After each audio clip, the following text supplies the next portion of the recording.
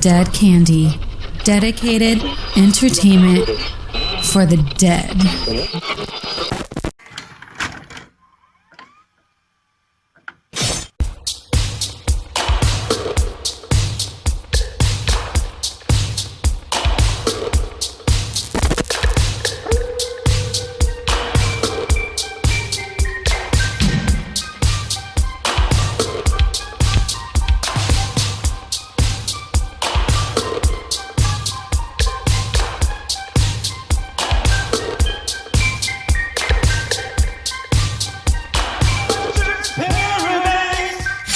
Spoiler alert, Slashers Paradise encourages viewers to watch these horror films before listening to our show. Danny and Lance will go through everything, including filmmaking, dialogue, characters, and even full scene breakdowns when we get excited. Enjoy the show.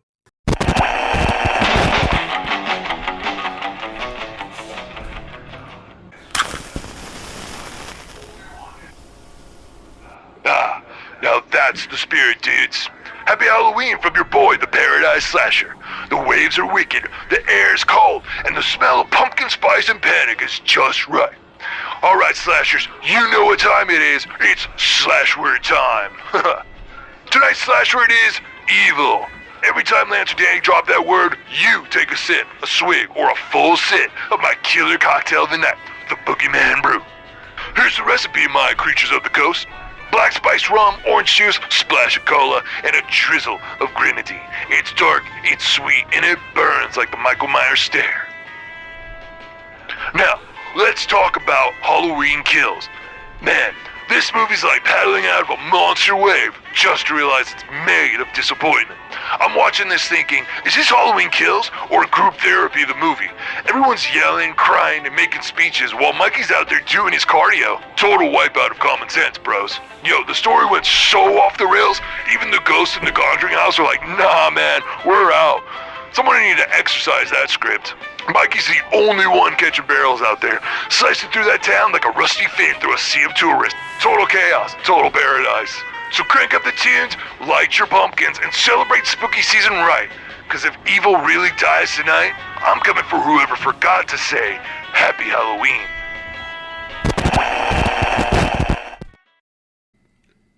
All right, looks like we got your camera up. Can you see me? Evil dies tonight. Oh, yeah, very good. Okay. I got some spikes. Can I see some more spikes? Just keep talking and let me hear your voice. Hi, I'm Evil Dies Tonight. Evil Dies Tonight. Great. All right. Let's see. Can you see me? Do you hear me? Oh, check. Evil Dies Tonight. Oh my God. Evil Dies Tonight, Lance. I don't know how many times I need to tell you. Welcome everyone to Slashers Paradise. That's Danny and I am Lance.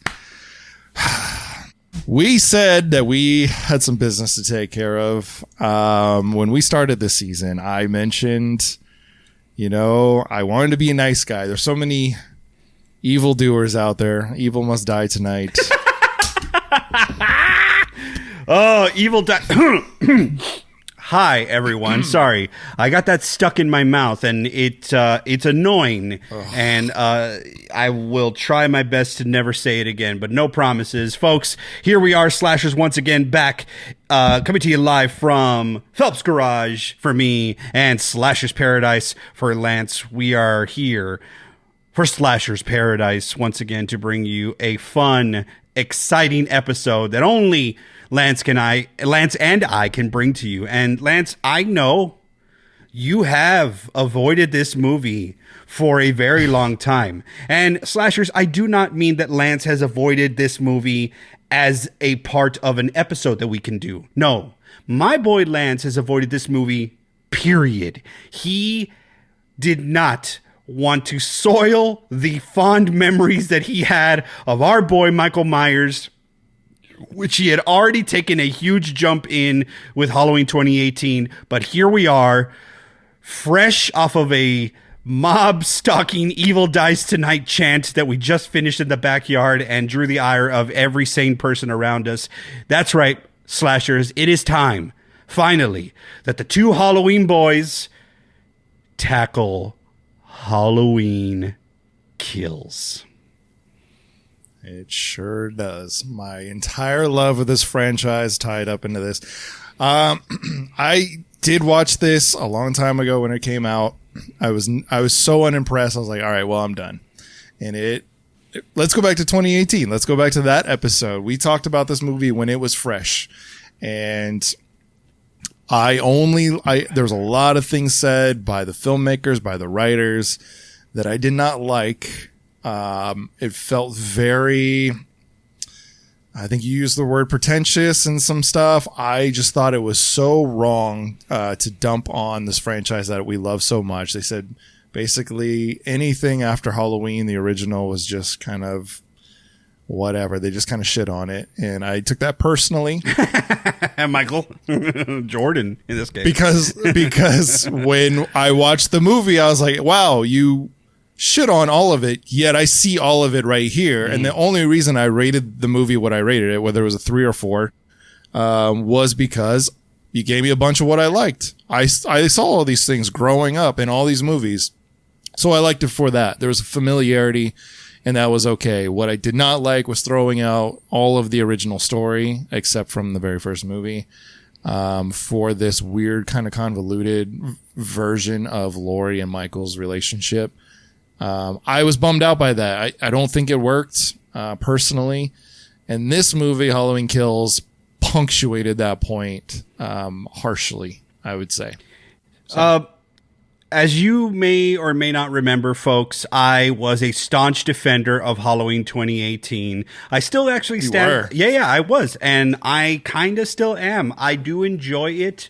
However, I am man enough to say that some of these movies, let's be fair here, some of these movies in the franchise that we have grown to love have rewatchable value to them, and they almost get better because there's like little nuances and there's little things that you can kind of like latch onto. And while I think I still at this moment stand by my statement that Halloween 2018 was my favorite sequel of the franchise, I know that was a bold statement to make at the time, but I am telling you that if I continue to watch Halloween 2018 every year, or as many times as I've watched Halloween 2, 1981, Halloween 4, 5, we'll just stop there.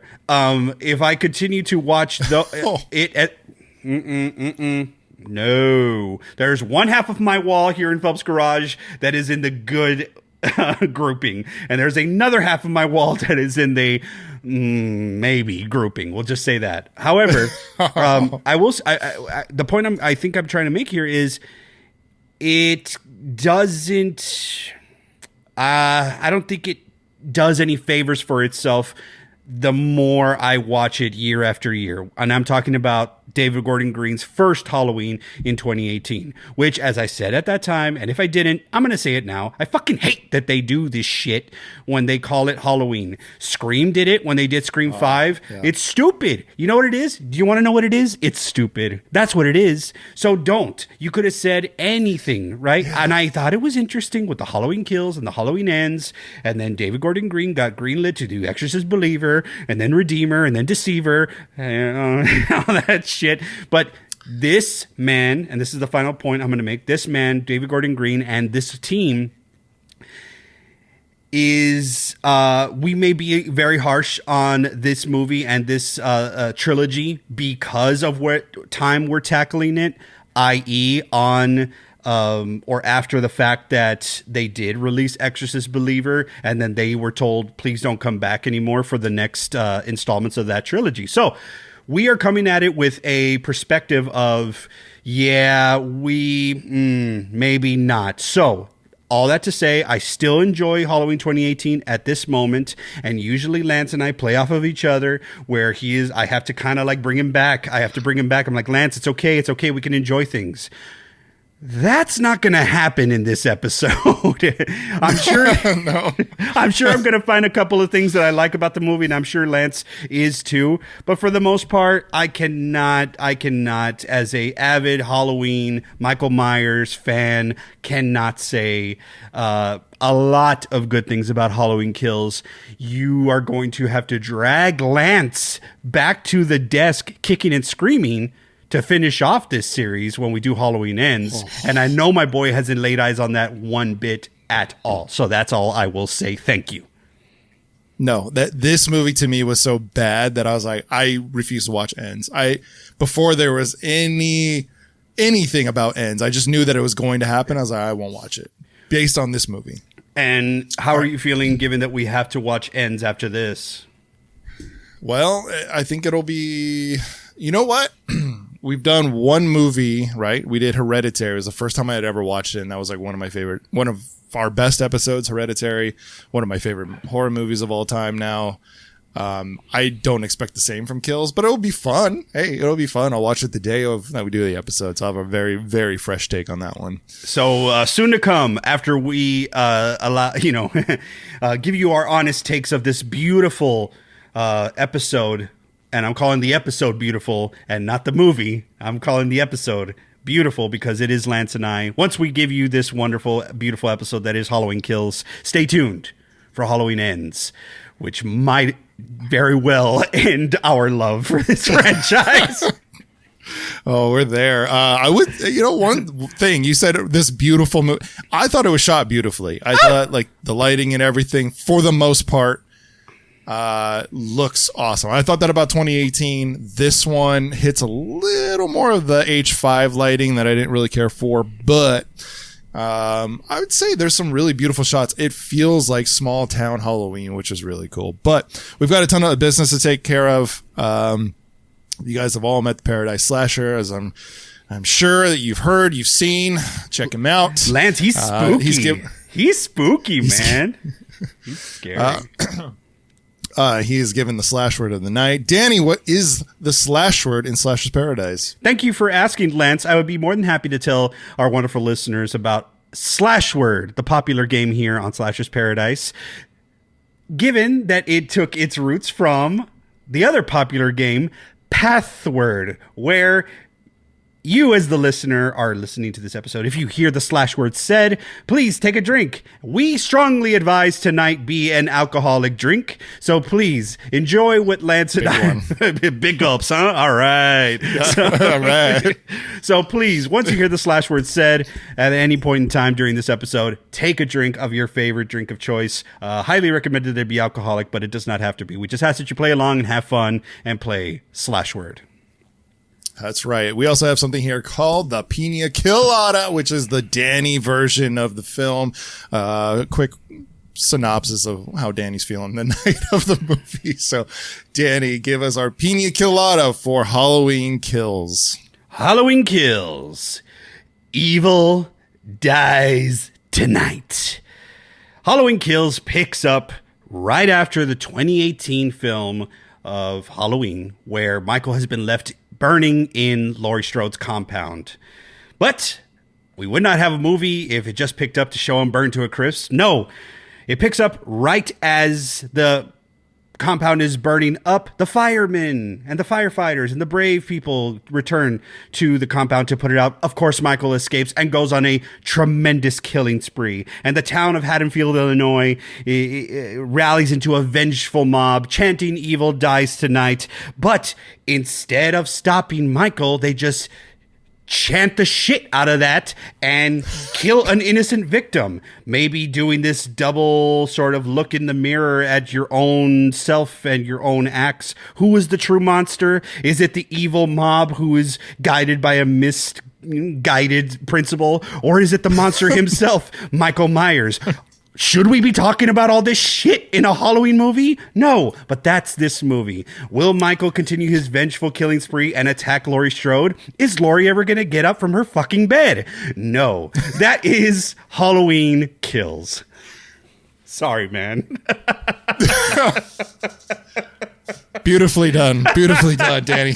Thank you so much. You bet. I can read a room. We're sloshing. Yeah, slosh the drinks around, y'all. All right. God bless it. The movie was released on October 15th, 2021, a budget of $20 million. Unfortunately, box office $133 million. Yikes. Yeah, the movie was written by Scott Team's Danny McFucking-Bride, David Gordon Green, also directed by David Gordon Green. What else? Starring Jamie Lee Curtis, Judy Greer, Andy Machak. Right? Is that her name? Will Patton, Thomas Mann, and Anthony Michael Hall, among others. That is our breakdown. That is our pina colada. Halloween Kills. My will to live. No, Lance, no, never. But I would love for you to kick us off, my man. I have been dying. Folks, we do a little bit of a pre-show, as you know, or as you may, assume. As we start every episode, me and Lance kind of, go back and forth, with logistics and such. I would love for you to kick it off, my man. I'm dying to hear what you have to say. Hold up. Evil dies tonight. And Papa Top. Beautifully done. Okay. I was reluctant going in, right? Halloween 2018, I had a bitter taste in my mouth, but you did just enough to bring me in for the next one. I think what I remember from the trailers is like, oh shit, like, okay, Michael's going to make it out of the fire. There was this big ordeal with firefighters in the trailer. There was a kind of a desperation. What you really got me with in 2018 was one character and her daughter, Karen. Karen was my hero. 2018, that movie. I loved Karen. And I was like, okay, she grounds everybody a little bit. She's a little realistic. She's kind of funny. The whole thing is about dealing with trauma, right? The trauma of Halloween night, 1978, 40 years ago. If you're going to watch this movie, we have our own drinking game just for the movie. And every time somebody says 40 years, you must take a drink. So maybe that'll be tonight's slash word. But I thought Karen, Judy Greer, carried a heavy load in that movie, truly, because I did not care for Jamie Lee Curtis's version. I do remember saying that Laurie Strode in 2018 just felt like she survived Resurrection, and that's it. It was just a natural progression of the Resurrection character and the H2O character. So, Halloween Kills. When you're making a movie, we've done this, you start throwing some ideas on the wall and you're like, you know what? That would be really cool in this movie. That would be really cool. We got Michael Myers. So how do we branch and kind of play into the nostalgia? We got a bunch of scenes. Eventually, you've got to take some of those scenes off the wall. And apparently in Halloween Kills, nobody took any of those scenes off the wall. Everything, every idea seems to be going off in this. And it just is this huge mess. And there's very few things I like about it. It would be the cinematography. It would be the editing is a choice.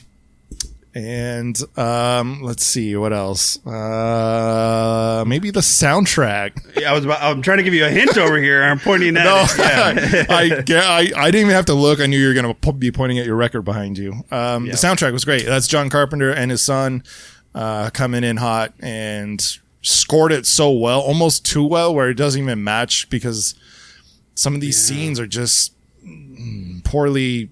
It's just a miss. And honestly, I think when this came out, I was under the impression that they were shooting maybe during a pandemic. Oh, yeah. And maybe that's why everyone was so separated. But then there's a lot of scenes with a lot of crowds. And I'm like, I don't know. Maybe I gave it too much credit. Maybe that's, it's a mess. And I don't know. It's a huge bummer to have been the last Halloween film that I've seen. It's only going to get worse. So yeah. I think I could agree with you there, Lance. Of course, of it being a mess. It is messy. It's convoluted. It tries to be a lot of things all at once. And I think if it had just kind of picked an avenue, we would have at least heard something. But here is, I think, my biggest hang up with requels. You said in the past, and this is the point I've tried to make to a lot of folks who are like, when a sequel comes out, albeit like a Star Wars franchise or whatever, where they're using legacy characters, or just a sequel period, or maybe even a remake, let's just say that, and it shits the bed. Folks will say, fuck, that ruined the original for me. And I always like to say, the original exists. It's there by itself for you, for your viewing pleasure, wherever you want it, right? I've said this to you before. Here is a little bit of a walk back, but in a way that I think I'm starting to see now that we have been very much in the requel era and we've seen other franchises do legacy characters. Legacy characters are one thing. I think it is a completely different thing when it is also the actor, which I guess is the only reason you should be doing a legacy character if it's the original actor reprising the role. I will use this example. Sheriff motherfucking Brackett is the man in the original Halloween, even in Halloween 2 in 1981. He's the man. I love his gruff. I love his style. I mean, Charles Cyphers is great in, obviously, The Fog. You know, he's great as that, you know, general manager for the Cleveland Indians in Major League. He tries his best, is what I'm saying. But I met Charles Cyphers in whenever it was the 30-year anniversary. And then I saw him again at the 35th anniversary for Halloween at the convention. And he was getting up there in age. And he had long taken a break from acting and just kind of done the convention circuit. Here is the thing, is like this, I believe, is where you go into that realm of you ruined it for me. Because it's him. It's Brackett. It's the Brackett doing another version or a continuation of his character. I can't say that they're not connected because they're absolutely connected. When I watch Halloween 1978, when I watch, you know, John Carpenter's Halloween is what the fuck I'm going to say because God damn it, that's what it deserves.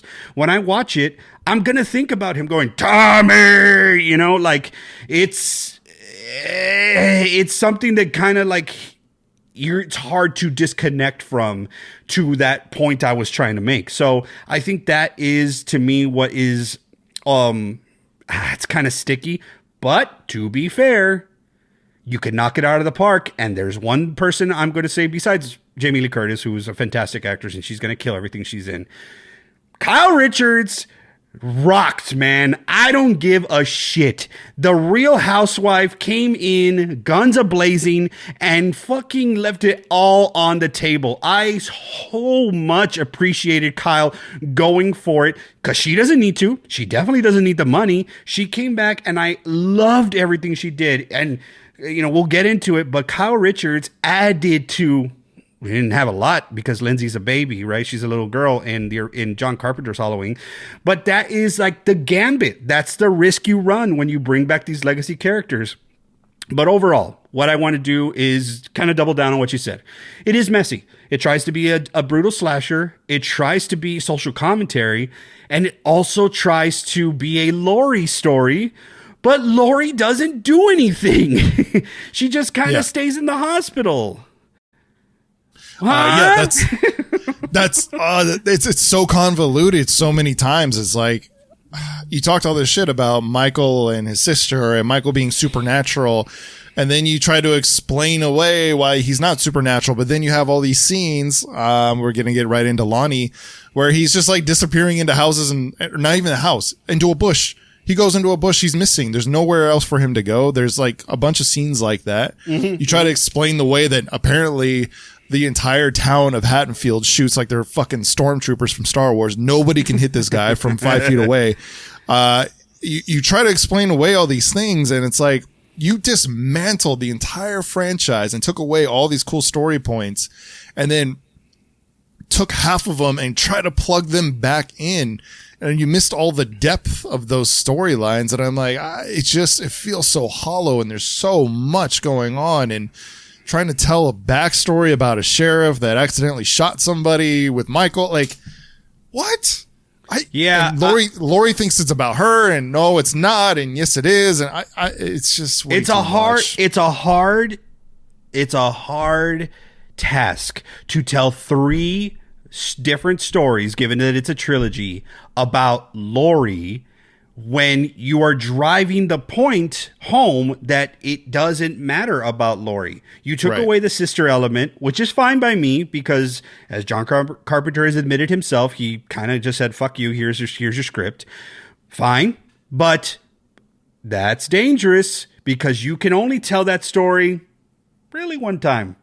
If Laurie isn't important, and if you remember Halloween 2018, Michael doesn't go to Laurie unless the doctor drives him to the compound.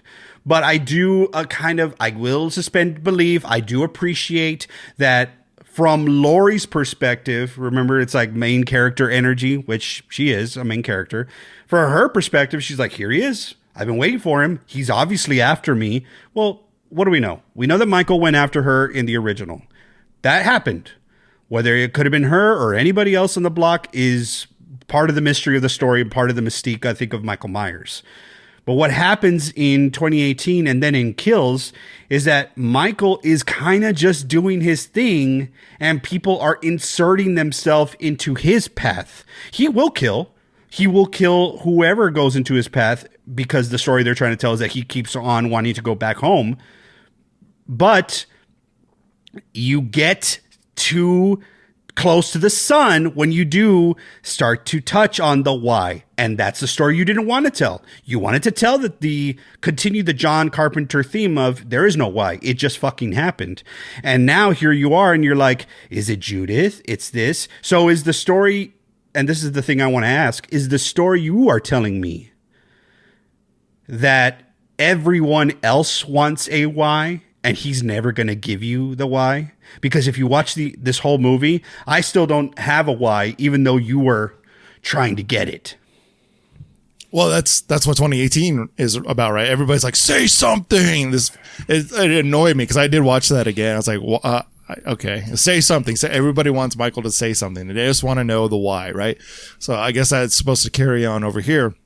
But going back to the 2018 thing, I mentioned this to you while I was watching it. I'm like, okay, so there's no connection to Laurie as a sister, but the thing that fucking activates him is his mask and the name Judith, because he is hit dead possibly in 2018. He's in the back of the car with Allison, right? And when the doctor says Judith, did he say Judith? All of a sudden Michael's back and killing again. So I'm like, so why did Judith, his sister, that you're like, oh, there's no reason that he would want to kill a sister, Laurie, like, there's just, you took so much away and then try to insert it back in to make it familiar. I don't know. It's just such a fucking mess. It's messy, but I don't think this, I'll push back a little bit. I don't think he's being activated by Judith. I think that they are telling a story adjacent to his actions. They are saying things and he's just kind of reacting. He's like Michael Myers kill a shark. Baggy ass overalls. What? He quoted Halloween Resurrection? Ew. Anyway, I think he says Judith and Michael's like, I woke up. What's up? What are y'all talking about? That's the way trust me, dude. Trust me. There will be an activation scene a little bit later. But I'm not. All I'm going to say, I'm going to push back on that moment. But I do believe that there is like a bit of there's a bit of a conflict in the story you're trying to tell from the filmmakers. Yes, I do agree. Yeah, 100%. So this movie is all about nostalgia right away. It's every character that you ever heard from the original is going to be jammed in this one. We've got Lindsay Wallace, which Danny has mentioned. We've got Lonnie. Lonnie, get your ass get your ass away from there. Lonnie's like a kind of a big part of this. And of course, Tommy. Tommy is not Jarvis, but Tommy's back. And unfortunately, I still think Paul Rudd makes a better Tommy than Michael Hall does. But did I say Tommy Jarvis earlier? I don't think so, but that's just hot in my head right now. Yeah, this is Tommy Doyle. I need to do that for myself. You said this before when we were talking on Friday the 13th. When we say Jarvis, Tommy Jarvis was supposed to be like the next Jason Voorhees. It's a good name. It's a good horror name. Hell of a name, dude. Michael Myers is a great name. Laurie Strode, that's a great name. Even, Ben Tramer is a great name. Did I ever tell you this story? That I didn't do this a lot. I did it maybe 1 or 2 times, but it was going out back in the day.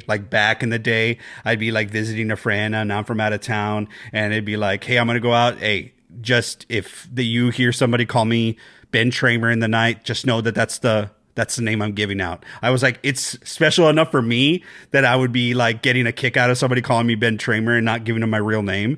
And it's so much of a deep cut that nobody's going to know what the hell I'm talking about. So it always was fun. It never hurt anybody, but yeah, it was like a way to be like, hey, I'm Ben Tramer tonight. So there. Who did I introduce myself to? Just the valet. Ben Tramer. Nice. Yeah. Okay. Yeah. But anyway, so yes, some of these names, there's a lot going on, and maybe I don't know what the original Tommy Doyle was doing, but they definitely got the original Lindsay Wallace to reprise a role in Kyle Richards, and they did get a few other legacy characters. Nurse Marion is back. And as I mentioned, Charles Cyphers is back as Sheriff Brackett, who the story is very heartbreaking, but I feel like very real of Sheriff Brackett. He is the sheriff. His daughter gets killed Halloween night, and maybe it ruins his marriage, maybe whatever. He's just kind of like on a path, doesn't know what else to do. And in his old years, his later years, he's just working security at a hospital at Haddonfield Memorial. It's kind of cool. He's like the Garrett, Mr. Garrett, from Halloween 1981, Halloween 2. But anyway, yeah. So a few legacy characters played by the original actors are back. Nancy Stevens as Nurse Marion. Yeah, so the movie does something really cool, and it's what I think everyone was talking about when it came out, and that is flashbacks to the night 1978 Halloween. They did such a cool, amazing thing of figuring out how to make the Michael Myers mask look original, how to bring back the entire look of that film as best you could in 4K. I mean, honestly, like I was looking at it today, like watching it in 4K, like holy crap, like it's not as glossy as I remember watching it the first time, but it still captures like this lighting. The motion looks kind of the same, almost like slowed down and cinematic in its way. And the flashback scenes are really cool, and all I want. I'm like, if we're going to redo it, let's just go back to 1980. Let's just do the whole movie like this instead. Let's just do that. That's where I want to go. I want us to do all those movies. Let's just date them back to that time. But to light Michael Myers like you did, you barely ever see his eyes, just like the original. And we've talked about this, especially in Friday the 13th again, where you don't have that much lighting. You know what I mean? Like you have to do with what you have. And, they did such a cool job at that. And that is one of the 3 good things I have to say about the film was the flashbacks looked really cool. I was heartbroken to see Dr. Loomis on screen. And obviously it's not him. It's a deep fake or whatever the hell they did. I don't know if they use that deep fake technology or what. But Dr. Loomis is back for a flashback. There's multiple flashback scenes. There's quite a bit because they're trying to tell a whole nother story about another new character. But I liked that. I liked the look and the feel of being back in that night of 1978. I thought that was really cool. I do too. I think it was done pretty well. It was shot on a studio set. And I think there is some freedom to that. Obviously, as the filmmakers say that, we're going to be running around screaming, shooting guns, all this stuff. There's going to be multiple nights that we're going to do this. We shouldn't be really wasting people's time or anything like that, or, ruining their nights. There's some freedom with that because you could shoot the Myers house a little bit more like on, head on and stuff like that. And like they brought in real trees, and like there's some people who are like obviously avid like workers in the business who grew up fans of the property and such. So you need the best landscaping guy for Hollywood, and you say, hey, this is the tree I want to recreate. And he's like, oh, hell yeah, I know that tree. I can get that tree. Don't worry about that shit. And Chris Nelson, who was the head effects artist, he played one of the cops in Halloween 2018. He was very meticulous. There's a great interview with him in one of my Fangoria magazines when they were talking about this movie coming out, and just the detail that it takes to do the original Shatner mask, to pay homage to it. Ultimately, I do feel that there were a lot of fans on set, fans that were a part of the filmmaking crew. But, you know, sometimes wish in one hand, shit in the other, or something like that, or be careful what you wish for, I think is what I wanted to say. Because, okay, you've been given the keys to the Ferrari. Don't fuck it up. And sometimes you won't, but sometimes you will. So, to your thought about Dr. Loomis, it's actually a little bit more shitty than you might think. They were going to do a deep fake technology and pay like, you know, thousands and thousands of dollars for it. And then they're walking around and they're like, well, Donald Pleasance is right there. There was a tech on set who they were like, that's fucking Donald Pleasance. Oh, no. And they were like, get over here. And they added some makeup, some prosthetics, very little, but he had the overall Dr. Loomis shape what they wanted to do. And then if you're watching some of the behind the scenes stuff, they have him recording stuff like, say, Michael, stop. A lot of stuff that obviously didn't make it into the movie, but he does not have the voice. So it's just him in look and mouthing, and they got someone to do the voice. And while you were pretty disappointed with the way he looked, maybe, I was heartbroken with the way he sounded. Nobody can get it right, man. Maybe just stop trying to fucking do it. Like Halloween H2O could not get it right. This person, did Michael kill again? I'm like, who is this? Yeah. And then the recent game that's coming out, they have it being narrated by someone doing a Donald Pleasance. Maybe I'm just being too harsh, and I just want a real Donald Pleasance or Dr. Loomis impersonation, but I just feel like nobody's really getting it. And this guy definitely did not get it either, my opinion. No, my disappointment is like Donald Pleasance gave so much to the franchise, so bringing his character back and it's not him, which obviously it can't be, but there was something about it that I was like, it was for such a crap movie. You know, you're like, yeah. It bummed me out, and it wasn't great. He looked cool. Like I was like, damn, that's pretty cool. And then when the voice is in the distance, you're kind of like, oh, when it's off screen, you're like, oh, that's cool. There's Loomis. Like he's in the world. You know what I mean? But when you have these scenes with him, and there's a scene later on that I just fucking despise so much. The telling of Michael. That's actually my biggest hang up with the movie. My biggest hang up with the movie is that scene you're talking about. But before we get there, definitely do want to say that it is well done. However, the flashback, right?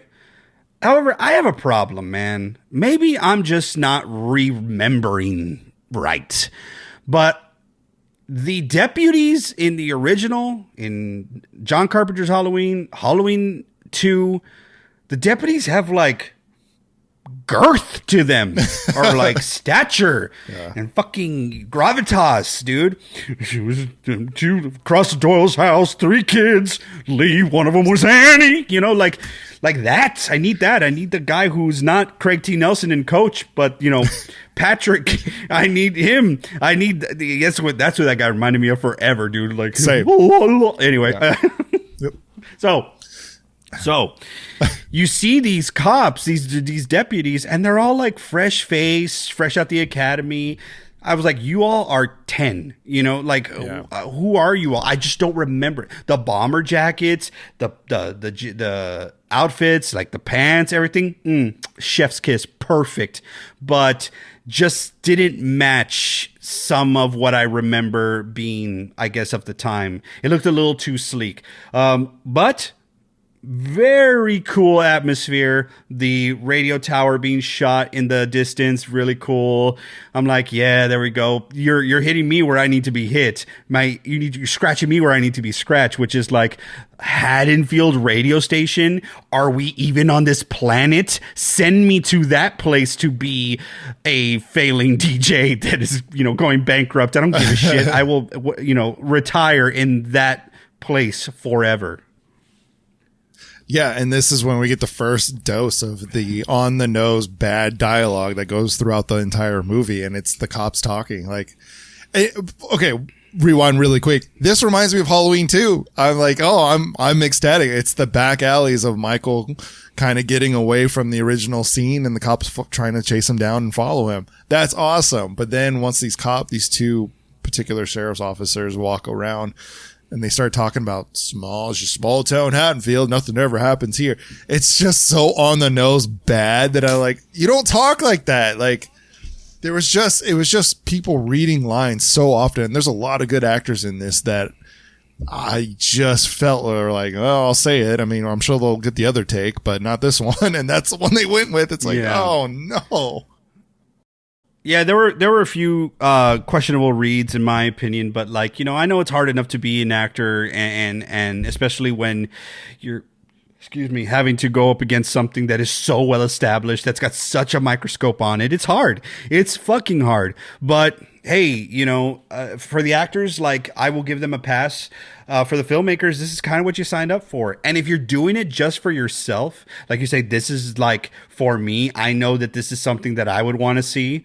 Okay, if you're a fan, I could get on that train with you. But, you know, sometimes being kind of pretentious or like shitting on what's come before you, yet, as to your point, you pay homage to so much of it. Like, we all get that Halloween 3 is not attached to the original franchise storyline. We get it. So you're going to beat us over the head that you get it too. And you're going to add the masks in there as well so we can see them. Like, to a point, I'm like, this is a little bit too much fan service. And that's coming from a huge fan. But I think that's fair to say. Yeah. And again, you're just chalking up as much nostalgia as you can. We've got the masks in there. We have all the legacy characters, at least the characters, whether it's the actors or not. But we even get to relive some of the stuff. Lonnie, that we barely ever saw in the first one, now has this open scene. And we're talking, of course, about the extended cut. You mentioned that there's a little bit extra to Lonnie's scene. But another choice is Lonnie having an interaction with Michael on the streets. What I kind of liked was like he's spilling candy. It's like, I just love that image of like the spilled candy and the boogeyman chasing you. Like, we never really got that in the original series. You didn't get those little details that you can get now. And Lonnie has an interaction and just, you know, kind of ducks out of the way. And the sheriffs that are looking for Michael come up like, hey, what's going on? And man, when one of them even laughs. I'm like, okay, so you either do know what the fuck is going on, right, and you're like, oh shit, it's Michael Myers, which you kind of do anyway as the scene progresses, or you're not. You can't do both of them. Or maybe I'm just like, you know, giving too much hard of a sort of microscope or magnifying glass on these folks, but I don't believe so. I think that there is human nature. I think there's a way that we act as human beings in a situation, and then I think there's storytelling in a movie that has to be a little bit more fluid. Yeah. But it's Lonnie's deadpan to the camera that says, he breaks the fourth wall. He literally looks into the camera and says, the boogeyman. And then awkwardly looks away. There's so much of that in this movie. I'm like, oh no. I think I text Danny immediately. I was like, I'm out. I'm done. I think what's hilarious about this scene as well is that, like, while I'm kind of giving him a hard time for who or the look of the deputies, holy shit, did they find some interesting looking young folks for the three bullies, the Mulaney's. And I don't know if this is an inside joke or something, but when these three push down Lonnie and they say, that's what happens when you fuck with the Mulaney's, I'm like, oh shit, the Mulaney's, new character. Cool. I'm interested. Maybe they're going to be cannon fodder when we grow up. No, never see the fucking Mulaney's again. So that's great. Yeah, I was like getting O'Doyle vibes from them. So I thought there was something maybe in the next movie that I haven't seen. But that's fucking annoying to me, man, because a lot of people will say, what, Godfather 2 surpassed Godfather 1. They don't say, ooh, Godfather 2 really set up 3, or Empire really set up Jedi. While that might be true, they don't remember it for that. Yeah. They remember it for being great. You know what I'm saying? So I think that is the trilogies are so hard as it is. And when you're like, well, we're going to make a trilogy, so everything we don't really touch on, we'll get to touch on later. I'm like, bullshit. So I just want to like touch on the end of the retro part, which is when they finally get into the house. They get into Michael's house. They've kind of set up the story. Michael looking out the window, which is apparently a new thing, which I thought was okay. I don't get is apparently he was always catatonic or something, always staring out the window. Kids were forced to go and play with him, but he would just stare out the window the entire time and up until he was 6 and committed the murder. So, but I did think this was one really cool scene. So this is number 2 of the things I thought was cool. The sheriff's officer is walking into the house. They do a complete recreation of the house after Loomis has been in there with brackets. So we see the dead dog. He's not eaten. We go upstairs. He ate it. No.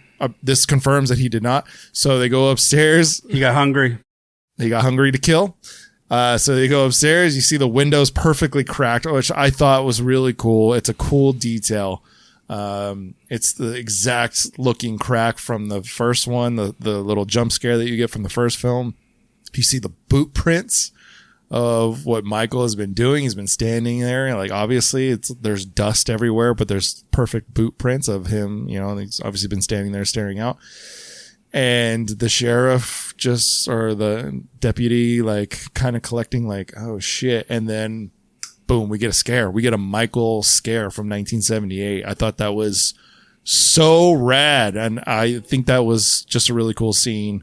The way it's set up, the nostalgia in it. And like I said, I want to see the entire movie like that. I want to see a new Halloween 2 shot like that, you know? I think that I don't think it's unfair, and I honestly don't think that it's being too much of a nerd to say things like, just leave us in that world, because you took us back, but you didn't give us, in this rare instance, you didn't give us a rehashing of something. You gave us new, but old, familiar, but fresh. Right. Because this whole looking out the window thing, hey, 2-story houses, looking out the window sometimes into like seeing the city and like having big dreams. Maybe that's what it was, Lance. Michael just wanted to get out of Haddonfield. He just wanted to dance. He wanted to go out. He wanted to move. He wanted to move out of his small town. He's like, everyone's just holding me back and I can't escape. I have these chains around me.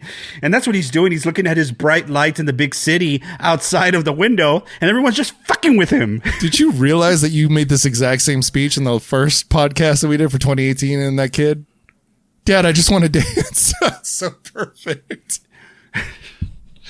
Great callback, Danny. Great callback. All right. Oh my God. Dude, 5 fucking years ago. Or 40 years ago. 40 years ago. 40 years ago. Did you know this happened 40 years ago? Officer Hawkins, tell me, did Michael kill again? All right. Back to modern day 2018, 40 years later, after 1978. Danny, are adult talent shows a thing at dive bars? No, but they fucking should be. That was perfect, Lance. I'm sorry. I want to own that bar and I want to be hosting that fucking talent show, man. It was so cool. It's everything I wanted. I've never heard of an adult talent show at a dive bar. Like, maybe you're onto something. Me neither. Is that like a Midwest thing? Like, we're obviously West Coast, so do we just not know about this yet, or what? Or here's the weird thing I think about small town and small towns that are. It's weird. I grew up in a small town ish, and while there were, a lot of people who enjoyed a libation or two, there were really only 2 big employers of my small town, which was the school district and the medical field. It's a small town. So like if you were going to go out to drink, it's like you are going to go to a bar, and the bars in my small town were kind of like only for like the hombres and stuff. They were kind of rough. So if you were like a teacher or whatever, and you wanted to go have like a drink with your, fellow colleagues, you went to like a Chili's or something like that. And then like the kids are out with their parents having a meal and stuff. So they're seeing the teachers drink. So it was like, it's a very weird thing. So like, I think this was that rare occasion where you have a small town and people aren't like all stuck up in their bullshit about being like, oh, you shouldn't be drinking. They're not like super conservative, but it's like a place where everybody who can just like kind of have fun. So maybe it's a thing that I don't know about, but the adult talent show in a small knit town is so freaking awesome, man. And there's some talent. Is there?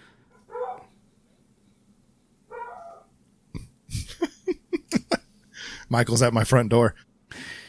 Yeah, the ventriloquist is super talented. Do you don't think? Is that the same? Is that Jeff Dunham's doll? Like that? There's so many like comedians that are in this film. Obviously, there's some favors being done or some shit. But was that the Jeff Dunham doll, the old man doll in there? I could have. I mean, it might be. I am not sure. That's the first thing I thought of, and that's all I could see. So I can't even like pay attention. But you know, be a real downer is if somebody gets up there and as their talent brings up a murder from 40 years ago. Holy fucking shit! Look, man, I don't want to get too ahead of my.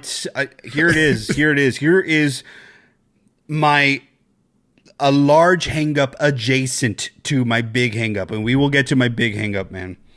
But it's supposed to be Halloween in Haddonfield, Illinois, right?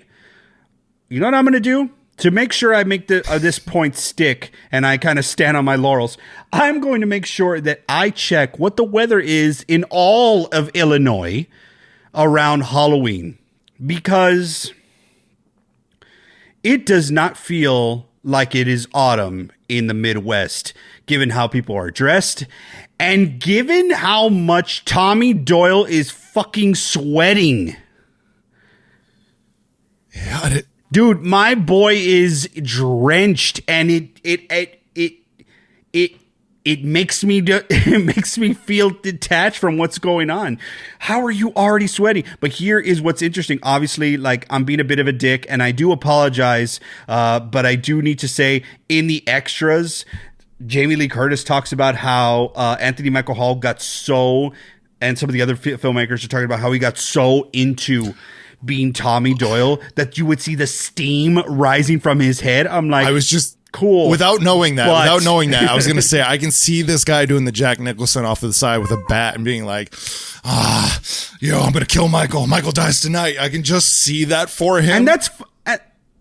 And that is completely fine, Lance, when we get to that point. But he's going up there, and I guess, whatever you want to say, Lonnie put him up to it, and Robert Longfellow, right, or Longstreet, excuse me, the actor who plays Lonnie, is Longstreet. He plays Lonnie. He's one of my absolute favorite sort of like, oh, that guy actors that we've got going today. Maybe he's going to keep on being in shit, but he's in like Dr. Sleep, and he's got that unique sort of like voice to him. I love the casting of him as Lonnie. Maybe the myth of Lonnie, as you may think, as I did. Lonnie's a big jackass who then gets scared by Dr. Loomis, and it's the last time we see Lonnie. Obviously, he picked on Tommy in the original Halloween. So seeing him as this like kind of bullied and then reformed friend, it's like I need to see a little bit more of dickish of Lonnie. But in any case, I do like Robert Longstreet. But back to Anthony Michael Hall. He gets volunteered by Lonnie, Tommy does, to go up there, and he's like, our next thespian has become an avid bird whistler. He's got a great voice, man. It's just like really cool. I'm like, ooh, this good dude could do like an audiobook, and it would be really cool. But Anthony Michael Hall, Tommy Doyle gets up there, and to me, it's like, you better know the majority of the people you're talking to in this bar. Because if you, and I don't know you, got up in that fucking stage and you were like, anyone know the story of the Haddonfield Boogeyman? Too young to remember, too drunk to care. I'm like, fuck you, dude. You're bringing us all down. We're having a good time over here, and you're talking about, and you're sweating too. It's so intense. But sorry. Have you been in a really stuffy dive bar though? Like maybe that's the vibe. It's just like everyone's breathed the air already, and it's just a little stuffy. So he's just like ready to go. Yeah, but like then you see Lindsay and Marion and Lonnie, and they're all cool. Lonnie looks like he's straight out of a Flock of Seagulls video, and he's looking chill the whole time, man. But look, that's That's as much as I'm going to say. It just did take me out, though. I mean, like, you got to add to it. This is what happens when you shoot in the summer in North Carolina and such. You know, pump up the fucking AC, my man. Get it cold in there. We've got a nurse walking around with, like, you know, nobody's wearing a coat. Nobody. You know, there's something about that. I don't know. Maybe I'm being too critical. There's also just something so unnatural about how serious he is about this for some reason. And, like, cheersing Laurie as like the hero of the town or something that survived Michael. There's something so they take it so seriously that it's cheesy, and it's not a good cheese. It's like ooh, cringe cheese. And I don't. A bit, yeah. And especially like you said, if you don't know what the fuck they're talking about, like, who the fuck's Laurie? Like, why are we cheersing Laurie? What happened to Laurie? Oh, let's flash to where Laurie's at right now. I do think that is a pretty hilarious jump cut. He's over here talking about, like, the boogeyman is coming, but he's not going to get me. And is he going to get you? I don't know. I'm like, are you ad-libbing? Because I kind of feel like you're ad-libbing. Like, you're trying to tell a true story of what happened, but you're also trying to be, like, spooky and such. I'm going to tell you all Halloween story. But at the same time, he's like, let's cheers for the victims and the survivors. And he actually, like, makes, like, a fist like this. I'm like, what the fuck is going on here? And then he goes, cheers to you, Laurie, wherever you're at. And then it cuts to Laurie. She's like, screaming. I feel like I laughed more in this movie than I was ever scared. You know what I mean? And I give it up for the editor, because I feel like the editor got all the footage, was like, fuck it. I'm going to make people laugh. Yes, I believe that too. I do think that there is a couple of things that I'm like, damn, this is going to be obviously a point that you're going to make. It doesn't go the route I wanted to with Tommy. Obviously, we're not fans of what happens with Tommy. I sure as heck am not, because I think there should be something bigger, and they kind of just jam it into a small moment. There should be something bigger between him and Laurie. For me, I think I would really love it if he was like trying to be like a second child, or maybe he always looked to Laurie like a mom figure, something. I just like the connection. If it is so much ingrained in, like, he is holding on to a lot, and it's like, no, that's fine, but remember why you're actually still alive, and that Laurie defended you and protected you. And he says it way later into the movie when he gets face to face with Laurie, and he's like, you know, you protected me, so I'm going to protect you. I'm like, fuck, that is not a rushed moment. That would have been so tender and so beautiful. I don't give a shit if it's Tommy or Lindsay. I want one of them to have that moment, because, like, you have the tender moments with Laurie and this new character, Officer Hawkins, and of course her daughters, but you brought back these legacy characters. Why don't you have this moment where Tommy is like, what? Laurie's injured? I need to go see her. Lindsay's like, what? Laurie's injured? I want to go see her. And they're like, imagine that, Lance. Imagine that image of Laurie in the bed. Oh my God, dude, I'm not going to get emotional, I swear. But, like, just imagine Laurie in the bed, and you have Tommy and Lindsay on each side of her holding her hand as she's, like, sleeping. Like, that would be so beautiful. And, like, you want a homage to the original. Talk about that. You protected us. We're going to protect you. That would make a lot of sense. That's something that should have been stuck up on the board. You know, you actually just made me appreciate something that they did sort of try to have something like that later on, where they're confused if Michael's in the hospital, and, like, Michael's coming, right? Mm-hmm. And Laurie sends Tommy, go get him. There is that moment. I guess that was their attempt at it, instead of what does she say in the original? Like, she's almost like annoyed, like, get out of here, go get help, you know, like, run away. I want you to go down to the Mackenzie's house. Tell them to call the police. Yeah, so she's saying go get help. Now she's saying go get him. So that is their attempt. But you're right. You just painted a beautiful scene of what could have been. Really awesome. And especially because Lindsay fucking rocks. And she's the only, I think, legacy character that I really enjoyed.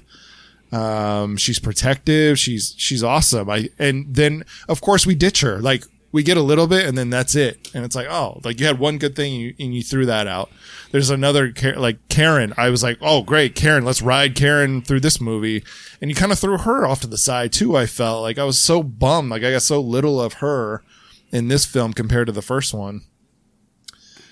I think there's a lot because you're juggling. This was very much a Laurie and Allison story in the original with Karen too. It's all three of them. In Halloween 2018. And then you have them all alive. And now you're trying to tell their story as well as tell the story of the other legacy characters that you brought back.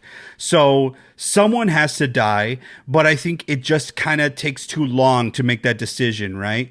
I'm going to jump around really quick because I just feel so inspired. I do want to talk about my favorite scene of the entire movie. And, just to kind of paint a little bit of a picture, it starts up there at the bar. It gets reported that Michael Myers has escaped and it's all happening again. And we hear our first chant of Evil Dies Tonight by Marion. And if you're going to hear, I'm sorry, man, but it just is so like, what the if I'm Tommy, I'm about to leave, and there's like this little tip jar. It's like love wins now or whatever he is, and he puts some money in it, and he takes a bat from the bartender. It's old Huckleberry. Don't know what the significance is. Don't fucking care because it's so weird to me. But he gets it, and he's about to go out, and he says, "Love wins today." And Marion is just like, they're like, "Hey, I don't know who's gonna say it. It could be Lindsay. It could be Marion. It could be Lonnie.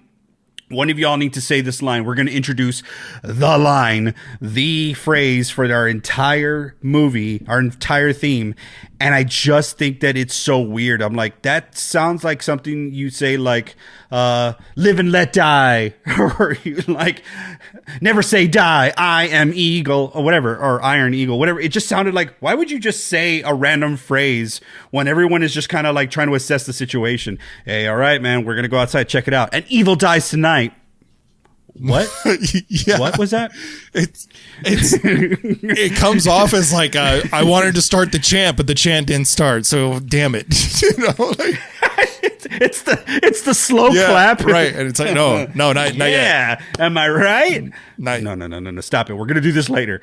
But Tommy goes out and I think it's, oh my God, dude, it's so fucking cringy, dude. It's everything from him getting the bat and like be like, yeah, I'm gonna go fuck this dude up. Really, Tommy? You are? I remember when you were in an astronaut suit and you were running around screaming about the boogeyman. Very high pitched. Listen, that's not the point. The point is that the bartender throws a freaking offline. He's like, ooh, Tommy Doe's about to fuck this dude up.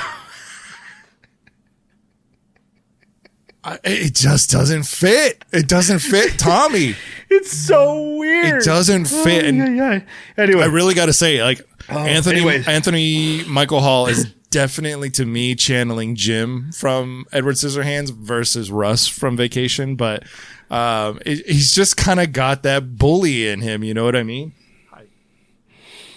Yeah, I wonder if that was like, what you're doing here is very much good, and I do appreciate what you're doing, but think more Jim from Edward Scissorhands. Yes, dude, nail on the fucking head. Okay, listen, they think it's Michael Myers in the car. There's some auxiliary characters that I'm not going to give too much credo to, and they get it's this through line that they do consistently tell. So I will give them credit that they do consistently tell the story of misinformation and misguided people. Very much social commentary, blah blah blah. We get it, right? So there's someone that is obviously an escaped mental patient from the original bus that we were introduced to in Halloween 2018, which is the Figaro man. We just know him because he was, singing Figaro or Figaro's around him. I don't know. It's one of the patients that's not Michael. And I'm just saying, like, they flashed Michael's picture on the screen. Did you know that? They blurred out for us. So I'm like, y'all can't pay attention for 2 seconds to what they're saying. It's not Hulk Hogan. It's this other guy. Like, it's not the Penguin. It's clearly not him, right? But they get confused, and obviously there's a situation. But I think it's this part that adds to the cringe of Tommy. I just don't take him seriously as a tough guy, and he's over here like talking and doing this like commentary for himself. He's like gripping the bat after he scares off the mental patient from the car, and it crashes into a wall. And he's like, I'm going to run into Michael. I'm going to get old Huckleberry here. I'm going to say night-night. You're going to say night-night? You're going to say night-night, Tommy Doyle, to Michael Myers? No, you're not. You're not going to say that. It's so dumb. Okay, I did say I was going to talk about my final scene, but I do want to jump there unless you have something else you want to say about this. No, I'm good on Tommy, honestly. Like, yeah, that's all I got about Tommy. I don't get the Huckleberry thing. Like, I'll be your Huckleberry. I don't get it. I don't know. Maybe it's the bat from Silver Bullet. I was gonna say it because it even breaks at the end, just like the bat from Silver Bullet. Yeah, and in the extras, he's over here like the gag reel. He's hitting the bat on the ground to be like, Michael, where the fuck are you? And he breaks it. He's like, oh shit, do you have another one? And I'm like, oof. The prop department's like, here, motherfucker. Yeah, right. Okay, so fast forward to a lot of things that happen. There's a lot of constant back and forth about where's Michael? He does do some pretty gnarly kills to just some folks that are just kind of in his way. Maybe we'll talk about that scene, but I'm going to finally get to it. I do want to talk about Kyle Richards as Lindsay Wallace. They start forming these little bands of vigilante hunters. They're going to go out and find Michael, and Kyle is with Marion and these two folks that they meet at the bar who are all like, let's go find Michael and stuff. And they're passing out guns. Lonnie is a little bit of an armory himself. He's passing out guns and stuff. So it's Tommy, Lonnie, and some others, and Lindsay and some others, which is who I just mentioned, right? So they find this park. They being Lindsay and crew. They find this park and they see kids on the swings. Now, these kids are the ones that have been sporting the Halloween 3 masks all night. We were introduced to these kids earlier when they... we're going to get to those guys, man. We're going to get to them. We're going to get to them. The Johns. But we've seen these kids and, the Big John, Little John. But we... see these kids in the playground, and Lindsay's like, Michael's around, so she runs on over. So she parks the car, the Suburban, quite a distance from where the swing set is because it's a playground. Not gonna just drive up to it. So she runs over there and she's like, what the fuck y'all doing, basically? And the kids are like, we're just here. We're just playing. It's Halloween. Leave us alone. We're kids and we're whatever. And they're like, except... we're over here chilling. Now, there have been 3 kids. She's only talking to 2 at that time. We're like, we're just hanging out, but there's this weird dude who just keeps popping around the bushes and looking at us like, dude, you're creepy. And Lindsay's like, oh, shit. I know who you're talking about. That's Michael's MO. And then in the distance, which is where she left the Suburban, where Marion and the couple are, we see Michael pop behind the headlights or the back brake lights. And that is this is the coolest scene, I will say. It's funny because it's also ridiculous in some moments, but I'm really talking about Lindsay in this moment. So Michael is showing up with the skull mask of the 3 kids of Halloween 3, and it's all bloody, hinting that he killed one of their friends. So Lindsay's like, run, get out of here before he kills us all. And she is fucking serving it with that hair, dude. It is Pantene Pro V, and she is doing it all, man. It is so on point. She's killing it, dude. She was like, oh, you want me back? Okay, I'm gonna get the best acting coach. I'm gonna get I'm gonna come correct. Yeah, and she did, Lance. She did, man. She had great hair in the original, so yeah, she had the huge bangs, and yeah, it was silky smooth, looking great. So yeah, totally. No, I agree, and I want to get to the silly points of Michael on the Suburban, but you hit the silly. Go hit the silly. Hit it now. Michael at this point is 60, 61, 40 years ago. 40 years ago, so he was 20. Was he 19 or 20 when he... Anyway. No, remember, Michael Myers is 21. That is in Halloween 2, but it's a continuation of the night. So he is 61. And he jumps straight up onto the top of the Suburban. And I was dying because I was like, I can't fucking do that. I'm half his age. I can't do that right now. He jumps in one leap. Just imagine that Michael in solitary has just been when nobody's watching doing these freaking gladiator squats to keep himself mobile and shit. He's like, I'm going to get that nurse this time. But and it's a total homage to the first one, right? When Michael jumps on top of the car with Loomis and the nurse. And that's what this whole scene plays out as. But there's just some comedy into it. The way the lines again are delivered. Michael on top of it. She even Michael throws the head down in his ceremonious way and she shoots it and the head the head like jumps off of the car, and I just like started laughing, and now I'm not into the terror of the scene because I just thought that was so hilarious how this head just like shot. I don't know. I thought it was just the funniest thing ever. But Michael finally does get into the car and gets what's her name? Nurse Nancy? Marion. Thank you. Marion Chambers. Nancy Stevens is who plays her. That's right. And it's pretty harsh and gruesome. And if you're a fan of the original, like, damn, like, he got her this time. But it's a fun playback, but I just thought it was so ridiculous of him jumping on the car because this is supposed to be realistic and gritty. And this is like Michael Myers at 60 hasn't said a word in 40 years. Did you know 40 years ago, you know, he committed this murder, and 40 years later, he hasn't said a word since. And it's been 40 years since, you know, that night. Anyway, he's 61 years old jumping on top of a Suburban. I just thought it was hilarious. I don't know. It just made me laugh. God, wouldn't it have been funny if he was just like, oh shit, it's Marion. Hold up. Let me get up here. Yeah. Let me get up here. Marion, I'm going to do my thing. Marion, I'm going to do my thing. Let me get up here. But it's so funny that you just mentioned that because like, I don't really remember, but it is so on brand of how playful Michael actually is in the original. Setting up very like making these like altar pieces or like display pieces and such, and like he has a lot of like ceremonious, as you mentioned, like moments and shit, like banging the glass in the original. So of course he's got the mask in his hand. I could just like picture him on top of the Suburban just being like, what am I gonna do? Right. Ooh, look at that. You know, and then like slamming the mask on the windshield.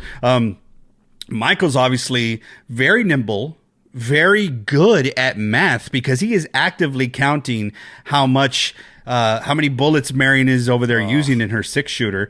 However, the couple does have a massive 44 in their possession. And it has no kick at all, which is awesome for them. Yeah, great for them. So Michael gets down. Lindsay is forced to watch this in the distance. Once Michael starts kind of doing his shit and getting at Marion and those in the Suburban, it's just chaos. There's just, like Marion's shooting out every window. She actually, this is the other thing. She locks the door after she blows out a window, which like locks the dude in the back and he can't escape. And I'm like, I get why you're locking the door, but you actually did it to the detriment of the party. Yeah. But while this starts happening, Lindsay over there is like, all right, I need to get ready. So she gets the candy bag from the 3 kids, dumps the candy, which also do appreciate that the candy aspect, you know, Halloween, like, yeah, don't skimp on the candy. Let's see some of that shit as well. So very good. Dumps all the candy out, starts filling them with just a beautiful, a very courteous random set of bricks that are there. And she starts making herself a bit of a, go bag, so to speak. Well, Michael makes light work of everybody else in the Suburban, but I just find it so fucking like silly. You know, Marion, one thing, she's a little bit overzealous. She's like, I've been carrying this around, you know, Dr. Loomis, I loved him, or at least I believed him, blah, blah, blah, whatever the case. So I could see where she's like, I'm going to do it. And so she's over here shooting. She kind of overdoes it. And then Michael finally gets her. The couple, dude, some of my least favorite characters of all time. Sorry, don't like them, never will. They just don't do anything for me. They're there for complete comedic value, and I don't laugh once. Yeah. Do you know what I'm saying? I don't laugh once, and I'm like, that's not me being a hater, but that's me just being like, I don't really appreciate that you're not doing the one thing you're supposed to be doing. You know?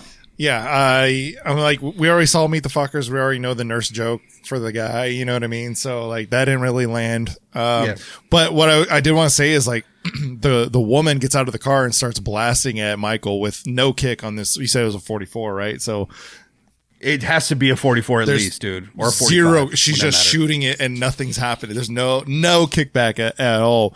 But what Michael does, again, the fucking stormtroopers of Haddonfield completely misses him every single shot from 10 feet away. Fine. It's a big gun. But his kick of the door that makes her kick the gun back and shoot herself. I was like, this is becoming like an action movie. Like, it doesn't scare me. It wasn't shocking enough. It's not like a Final Destination moment. So you're showing a lot of Michael, and now he's like making action movie scenes. I'm like, I saw that in Marvel movies. I've seen that, like, you know, in all the Tom Clancy movies. You know what I mean? I'm like, this is like an action movie. And then we're seeing a lot of Michael in the open.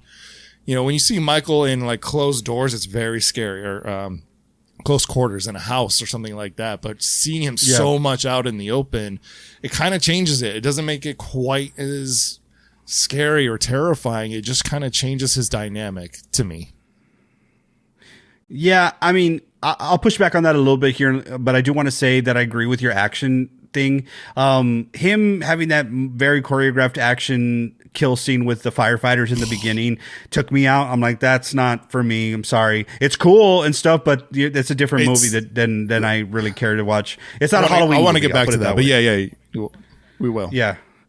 But yeah, I've just never been a fan of the, dude, I'm so sorry. I like, oops, I shot like the gun. It fell out of my, she's got him dead to rights. And the good thing about the Michael Myers character is that because of the no eyeballs thing and the expressionless face, he's sitting in the driver's seat, just kind of watching her, waiting for her to come get him. And he's like, he barely reacts to a gunshot. He actually kind of moves one bit, but that's just a reaction to the glass kind of shattering and stuff. And then he like kicks her, and like, I get it. You're firing and you get kicked, but he fully kicks the door to, you know, go into her as she's charging. And that's because she talks so much shit. She's like, you don't know telling her husband, you don't know what the fuck you're doing with this gun. Give it to me. And then she like totally, maybe that's the joke, right? But anyway, fuck all that. What I'm trying to say here is that it's time for Lindsay. Lindsay has been gathering materials, making her go bag. She's ready to wreck shop. And the woman, the wife of the couple, is the final one of the three to die. And right as she does, Lindsay comes around with a fucking Hadouken, man. She lays it into Michael, and he's like, God damn, what the fuck did I, what? Oh, you! What do you say fuck me for? I just love that moment because Lindsay's like, shit! And I can only imagine Michael being like, who the fuck is this? Oh, shit! And he like grabs her, and this is the moment, right? He grabs her by the neck and kind of like throws her, very choreographed, but very cool. He throws her up against the Suburban, and Lindsay like, flashes like, you know, the hair flies back, and it's like, ooh, that's for the trailer. And it was. One thing we know about Michael is that he does not like you fucking with this mask. So as soon as Michael's pretty much got Lindsay dead to rights, she starts like trying to like, you know, get away from me, and like, you know, really starts like digging into his eyes or whatever and pulling on his mask. They did do one cool thing. There was, I don't know if you caught it, but right as soon as he lets her go and she takes off, they do make a point to go back and look at Michael putting the mask back on, and it's very much Tony. Forget the original Michael, the faced Michael in the original. He just kind of is like struggle, like he like is really harsh in the way he puts the mask back on. I was like, I caught that. Nice detail for sure. But this is the point I'm going to push back on you on about like the claustrophobia and how Michael's not as scary in the open. To me, this is the scariest pursuit period scene in the movie. When Lindsay takes off back into the field, Michael is in pursuit, and it is everything. It is the sound of Lindsay breathing, running away, because she's not screaming. She's just kind of heavy breathing and trying to like assess. Michael is in pursuit. They shoot him from far, and then they shoot him getting close, in and out of light, doing a great Michael walk. Got to shout out Jude Courtney. I forget his full name. James Jude Courtney, I believe, who does a very good Michael walk. He is doing it, and here's the point of it all coming together. John Carpenter scoring that moment. It wasn't heavily orchestrated with ding, ding, ding, ding, ding, ding, because like maybe a soft Halloween theme might have been cool. I might just play it one day like for myself to see if like it adds to it. But what he chose to do was just the simple, and dude, this has scared me forever. The dum, dum, dum. It's soft. It's actually a little quicker than that, the tempo, but it's just a small bass, and it's not really mimicking the footsteps of Michael, but it's enough to add to it to just kind of give you that pursuit dread.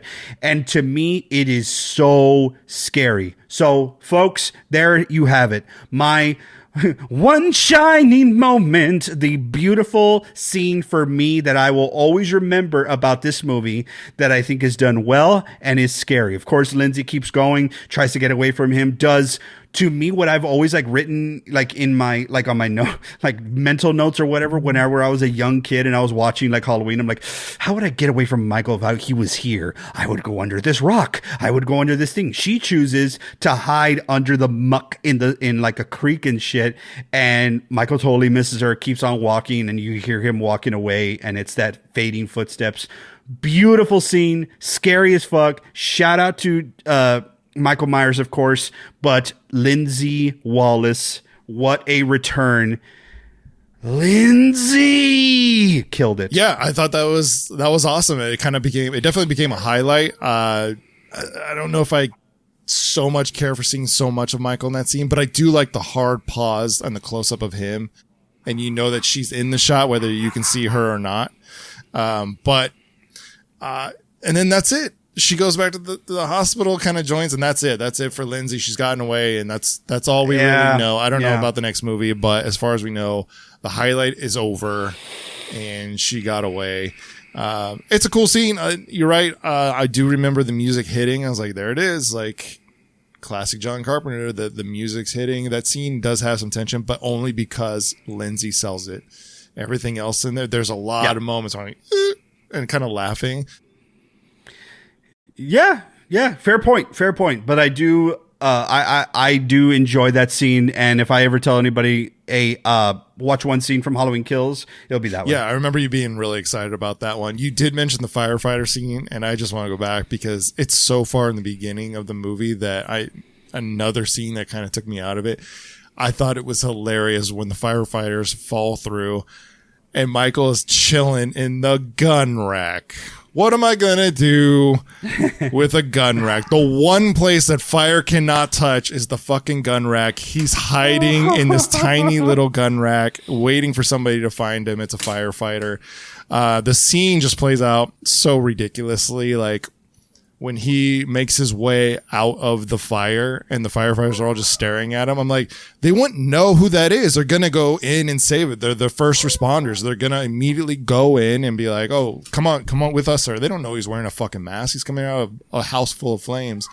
And then it just turns literally into, and this happens again later, it's Jason from Freddy vs. Jason. That entire scene looks just like Jason, and I couldn't get past it. Like I was like, oh, this isn't Michael. This is 2000 slasher, and I think there's a bit of it that looks a little like messy, which is the choice of the coveralls, man. Yeah, like I don't know if you what. No, I go. Keep going. I don't know. I didn't notice. So there is a.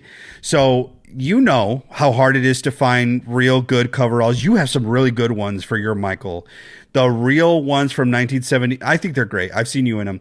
But the ones that they got for 2018 and the one he uses have that elastic waistband.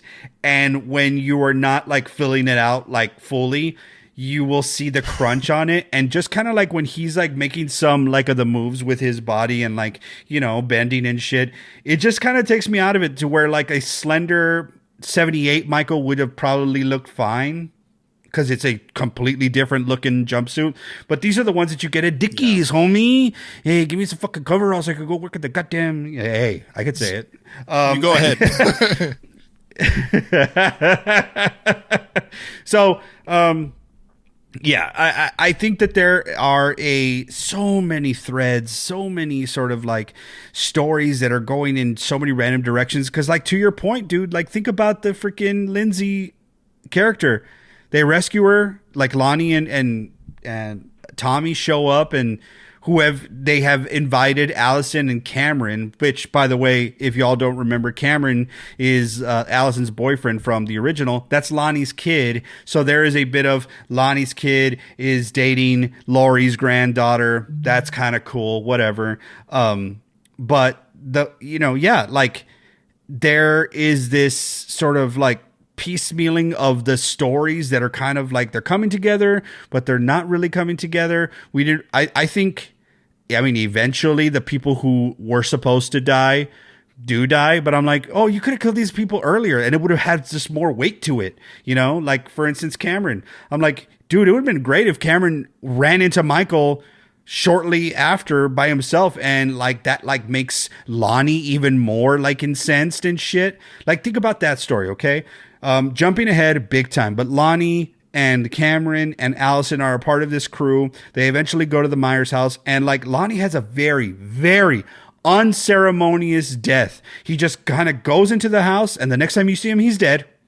And I'm like, what the fuck are we doing here? You have two characters that are supposed to be very much tied to each other because it's father and son, and you see the tenderness between them. But like, what a great other story you can tell. And I don't give a shit. Kill Lonnie in front of Cameron, or, to where you're allowing to see something. But it's just like Lonnie dies, Cameron dies right away. And I'm just like, I was going to say the second thing that I liked, maybe the third thing I liked about this movie was the first half of Cameron's death scene, basically, is him seeing his father up in the attic, like the half face crushed into the attic. And it's unfortunate we don't really get to see much of that, but his reaction to it is an emotional, scared one. And he like almost like yelps like and Michael comes out, and it's actually a good scare. And his reaction reminds me of Texas Chainsaw Massacre, where it was just like a real reaction where he's like, like, he has an emotion of seeing his dad and the horror of like what's in the house with you. And then Michael just comes at him, and it's very Brady, Halloween 4. Oh my God, he did it. Yes. Oh man, I mind melded it to you, man. You willed me to your Riggs. You willed me to it's right. It's right there for you if you're watching it. It's very Brady, but and I loved it. I was having such a good time, and then Allison kind of comes to the rescue, sort of a thing. But then it goes into fucking Jason again. I'm like, what is this like slam into the stairs thing? And then he like is about to leave, and then turns his head like over. It literally reminded me of Freddy versus Jason. Jason turns the head. Like, I'm like, that's not Michael. That's just so like bizarre, and it's the head smash from 2018. Like, that didn't make sense. There's a point in this where he stomps on, I think, Karen's hand or something like that. I'm like, why didn't her hand explode like the doctor's head did? You know what I mean? So there's just a lot of inconsistencies with it, but I like that scene, the start of it, at least for Cameron, and the Brady throwback. Yeah, I mean, of course, don't take a gun into a house and try to think you're gonna get a shot off on Michael, because you're gonna fumble it. And but I do like that call out, because yes, Cameron does have that reaction. He's like, Dad. And then he finally sees Michael jump out, and I'm like, yeah, somebody did it. Great. Because I would have been definitely screaming because it scared the shit out of me. Now he's going to try and get the gun, and it ain't going to work. So yeah, great call out. But like, here we are. We're talking about the house. We're talking about the Myers house. It's not dilapidated. It's not someplace you're not supposed to go into. Actually, Lance, it's been quite taken care of and made over, and is a residence for two characters that are characters. We'll just say that. We are introduced to a couple who is living in the newly done Myers house, Big John and Little John. Don't know much about these two men, just the fact that they are a couple who live together in the Myers house, and they call each other Big John, Little John. Very much, holy shit, get some of the vets of comedy into this movie. But let's just say what we are all thinking of. Little John played by Michael McDonald, who is horror movie royalty. You thought I was going to go one way. I'm actually going to go that way here in a little bit, but he is actually horror movie royalty. Do you know why, no, Lance? Danny, tell me why. Because he was a certain barista who was given a hard time to one Leprechaun in Leprechaun 2. He was giving him all his Mad TV shtick, and he's like, you want me gold? Go card, Visa card, MasterCard. I prefer cash, but maybe you're a little short. Right? Gives him that line, and then freaking Leprechaun burns his face with the steamer. He let out a crazy scream. But Michael McDonald, my friends, is the only actor in Hollywood, in horror movie history, to have been killed by Michael Myers and Mike Myers. And he made the exact same sound in both scenes. I was like, please, you're already here. You're already doing this like over the top shtick of this character. And like, I got this knife sort of thing. Big John, Little John. I didn't really get the joke, honestly. Like it kind of missed me, the Big John, Little John thing, but maybe you got it. But I will say that Little John is Michael McDonald. He does eventually, die by Michael's hands. He gets killed. But what's funny about it is that they don't show him actually being killed. They show Big John being killed, which is like one of the most gruesome scenes in the movie, I think. He gets stabbed in the armpit by Michael and then gets his eyes gouged out, which is like, he's making a jack-o'-lantern or whatever, right? But Little John, Michael McDonald, right, sees his partner is dead on the floor and he's like tending to him, which is now happening in Judith's room. And he sees that Michael is in the room back to his window where he wanted to get to the whole time. He just wanted his machete back. Now he's finally back at his window looking out with his big dreams again. And Little John gives him the, Michael, you've come home. I'm like, somebody had to say it. But then they just show Michael turn around. He's like, we're not having this moment, okay? I'm going to kill you too. So they show Michael heading towards him, and then they zoom out of the house, and all you see is Michael walk out of frame. And what I hope they did, Lance, to your point, is just take the soundbite from Austin Powers where he's screaming when he's coming with that rolling steamer. No! Because he does scream no again. What a hilarious callback, by the way. It just made me laugh. That's all I heard as soon as I heard the scream. And going back to the line that he delivers of like, you've come home, Michael. I was like, we needed a legacy character to say that. I hate that he said it. We don't need the line unless it's a legacy character saying it. I hate that he said it. Like, I get that maybe you know the lore and you know the history of your house and Michael Myers and the murder and all that stuff, but I hate that he has an emotional like draw to Michael and saying that line. Like, you didn't deserve it. I'm sorry. Like, I like Michael McDonald, Michael McDonald. But also every time I see him, I'm like, oh, where's the comedy? Like, I grew up on this guy in Mad TV. Yeah. I grew up on this guy doing nothing but comedy. Yes. So as soon as I see him, like, here comes the comedy. Here we go. Instantly. There's one thing I'll say about this couple and their Halloween that I do like, because our first Halloween, my wife and I's first Halloween with our baby, she was so little. She was a little, So we ordered a charcuterie board, and Little John makes a very impressive looking charcuterie board. I am so jealous of that charcuterie board. It is perfect. They're just going to eat their charcuterie and they're going to watch a movie. I don't know what movie's playing, but they do. And it just like, I'm like, I like that Halloween, giving out candy and eating charcuterie while watching a movie. So tasty, so choice, so good. So it does kind of harken back to some nice memories. Is Michael Myers a romantic? Because the way that he displays them, did you catch that? I don't know if it's the extended cut or what, but he literally takes Big John, who he's gouged his eyes out and stabbed him, puts him on the lap of Little John, sits Little John up, and puts a fucking record on, like a love record. Like, Michael did all of this.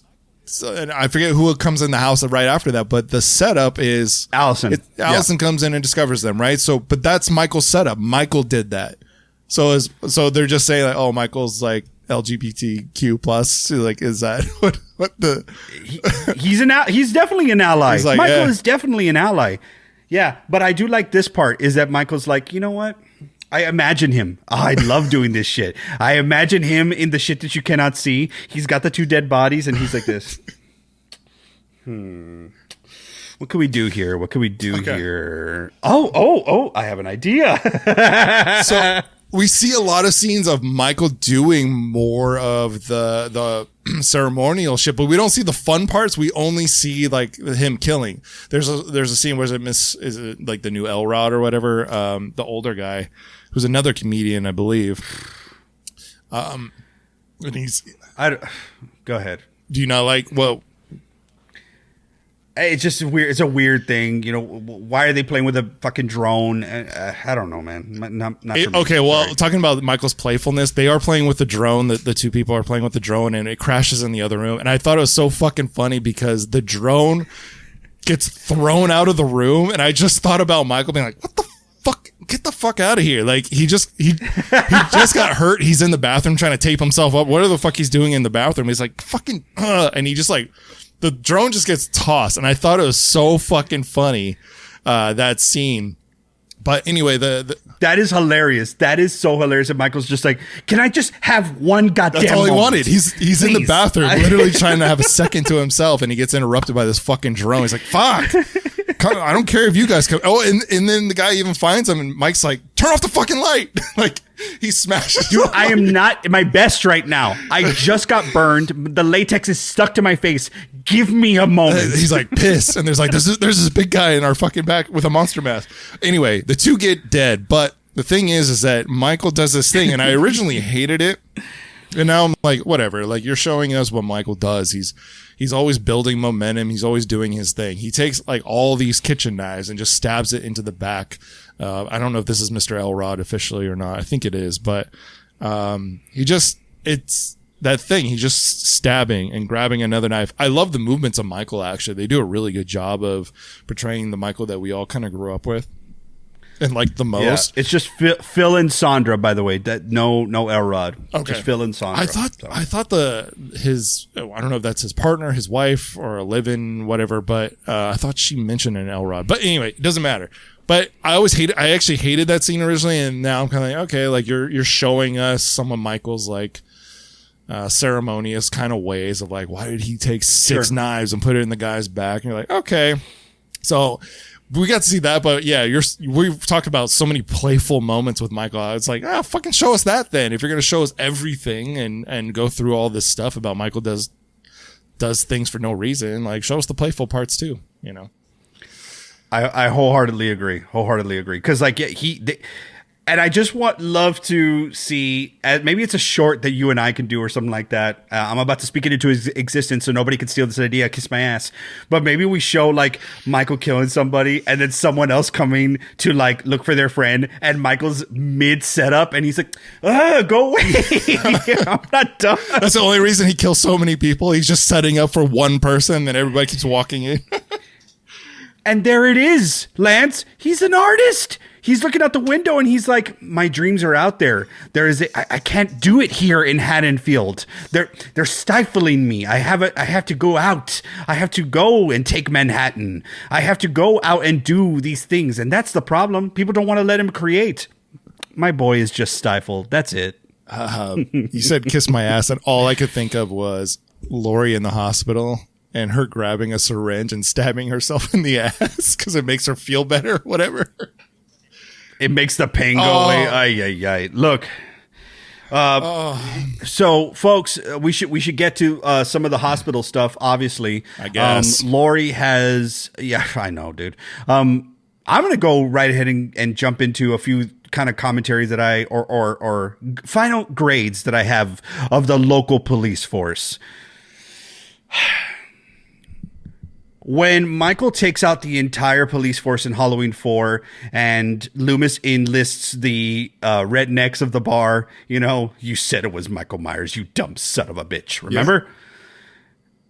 Michael takes out the entire police force, except he left a big dick alive, which was Sheriff Meeker.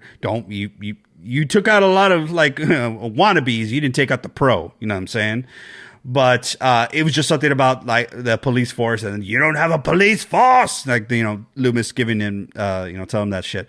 But can I just say, besides the fumbling bumblings in Halloween 5, for the most part, we have some pretty badass police figures in pretty much the entire franchise, starting with Brackett, and then, you know, so one of them was Annie, you know, like everybody like brought something to the table, man. And then of course Meeker in 4, Meeker even so in 5. You really don't see anyone else after that. I'm not even going to throw LL Cool J in that, but like even Brad Dourif as Sheriff Brackett, like some really like gravitas to these people who are supposed to be in charge. Okay. There is a line of ineptitude and being bad at your job that the sheriff of this town so much crosses. He is so fucking worthless. I remembered him in 2018. What does he do? He makes light of the situation. What are we going to do? Cancel Halloween? As if that's such a far-fetched idea. Yeah, maybe you should cancel Halloween. God damn it. There's a killer on the loose. He's late to everything. He doesn't bring any sort of substance to anything. He just is a cowboy hat walking around. And I'm like, so that's it? You're just going to look cool and be like late to the party and be sitting on the stairs when everything goes to shit and just be like, oh shit. Just so useless. Incredibly useless. Am I wrong? No, is this the random character that we've seen in horror, like in the 90s? Remember there was another character. I want to say it was Jason Goes to Hell. He wears the cowboy hat, and it's like just this. Oh yeah. And there's another one, I believe, in another film. I'm like, this kind of reminded me of like, you're taking all the things that we hate and you're destroying Halloween. You're destroying you're taking a lot of the things that we don't like and you're putting it into the Halloween movie. This clip is actually from you. It's been playing in my head as I was watching Halloween Kills today. It's, talking about R.L. Stine, and you said, is he mad at us? And that's all that's playing in my head is like, are the writers mad at us? Like, why is this character in here? Why are you destroying all the things that we loved and shitting on it and then just giving it back to us? I don't like, are you mad? Like, what did we do?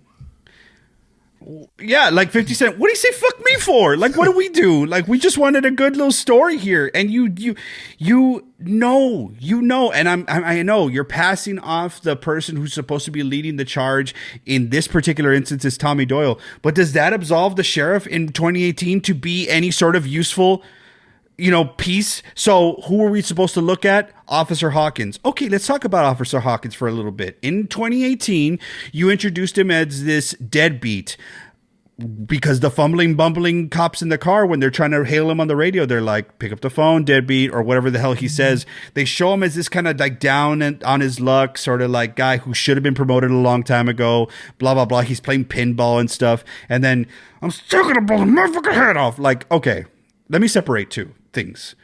Officer Hawkins, not my favorite as far as like the choices he made. But Will Patton is my guy, dude. That's fucking Coach Yost. That is Harry's number 2 in Armageddon. He's a lot of things, Will Patton. He's one of my favorite character actors for a long time. But I think he does a great job with what he's got, especially in that moment. Like, I'll walk it back just a little bit. He is like, oh, there's Michael. We're going to 2018 Halloween. There he is. All right, shit.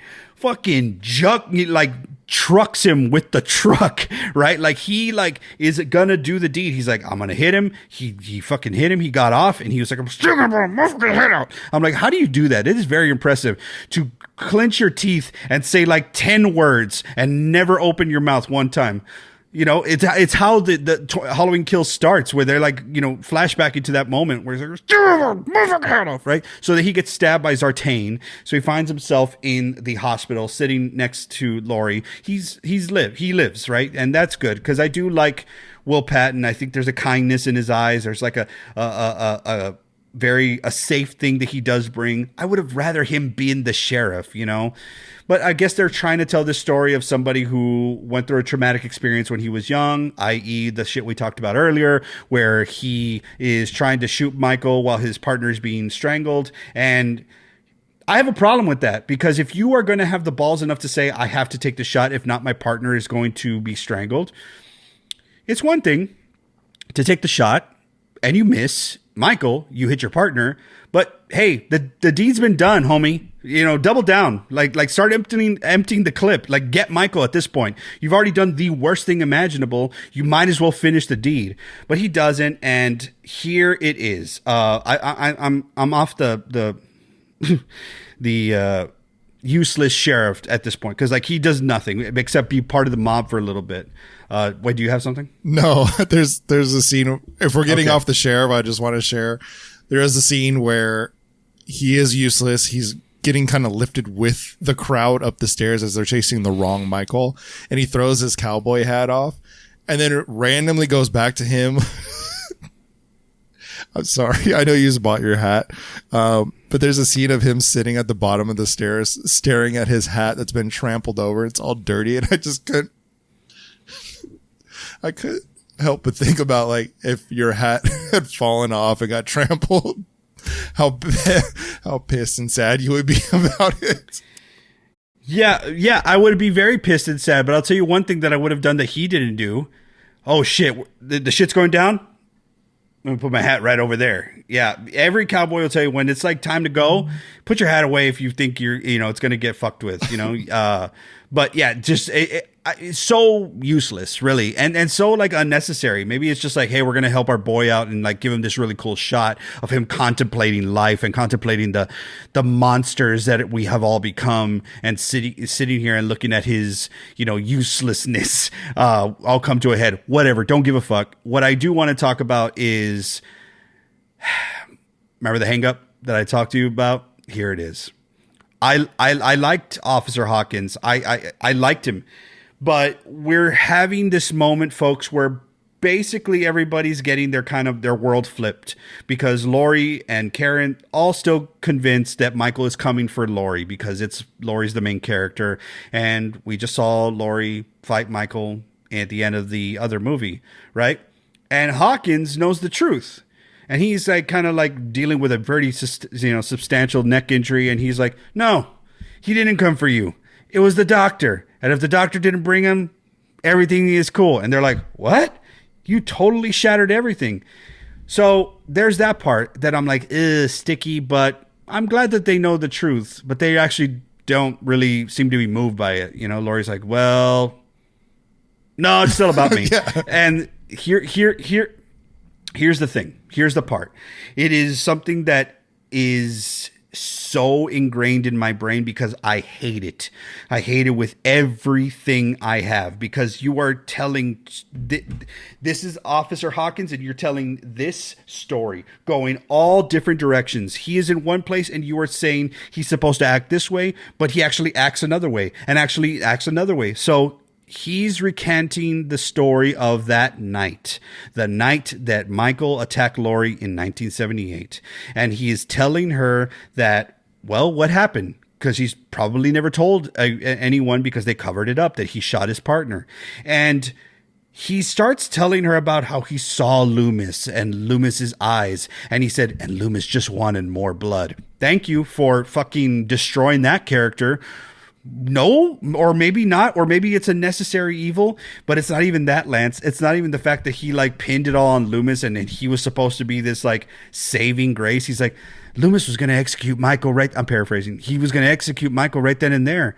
And all I thought in that moment, and this is the part, or you fucking hate, all I thought in that moment is that's somebody's baby boy.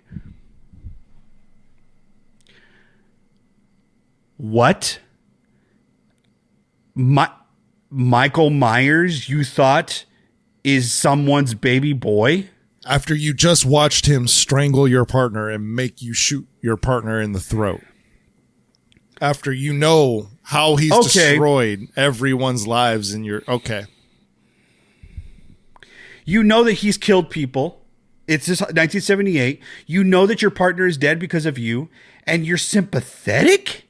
And and the one thing you're sympathetic about is that someone's baby boy. I need to stop Loomis from shooting him? Fuck off, man. No. Sorry, no.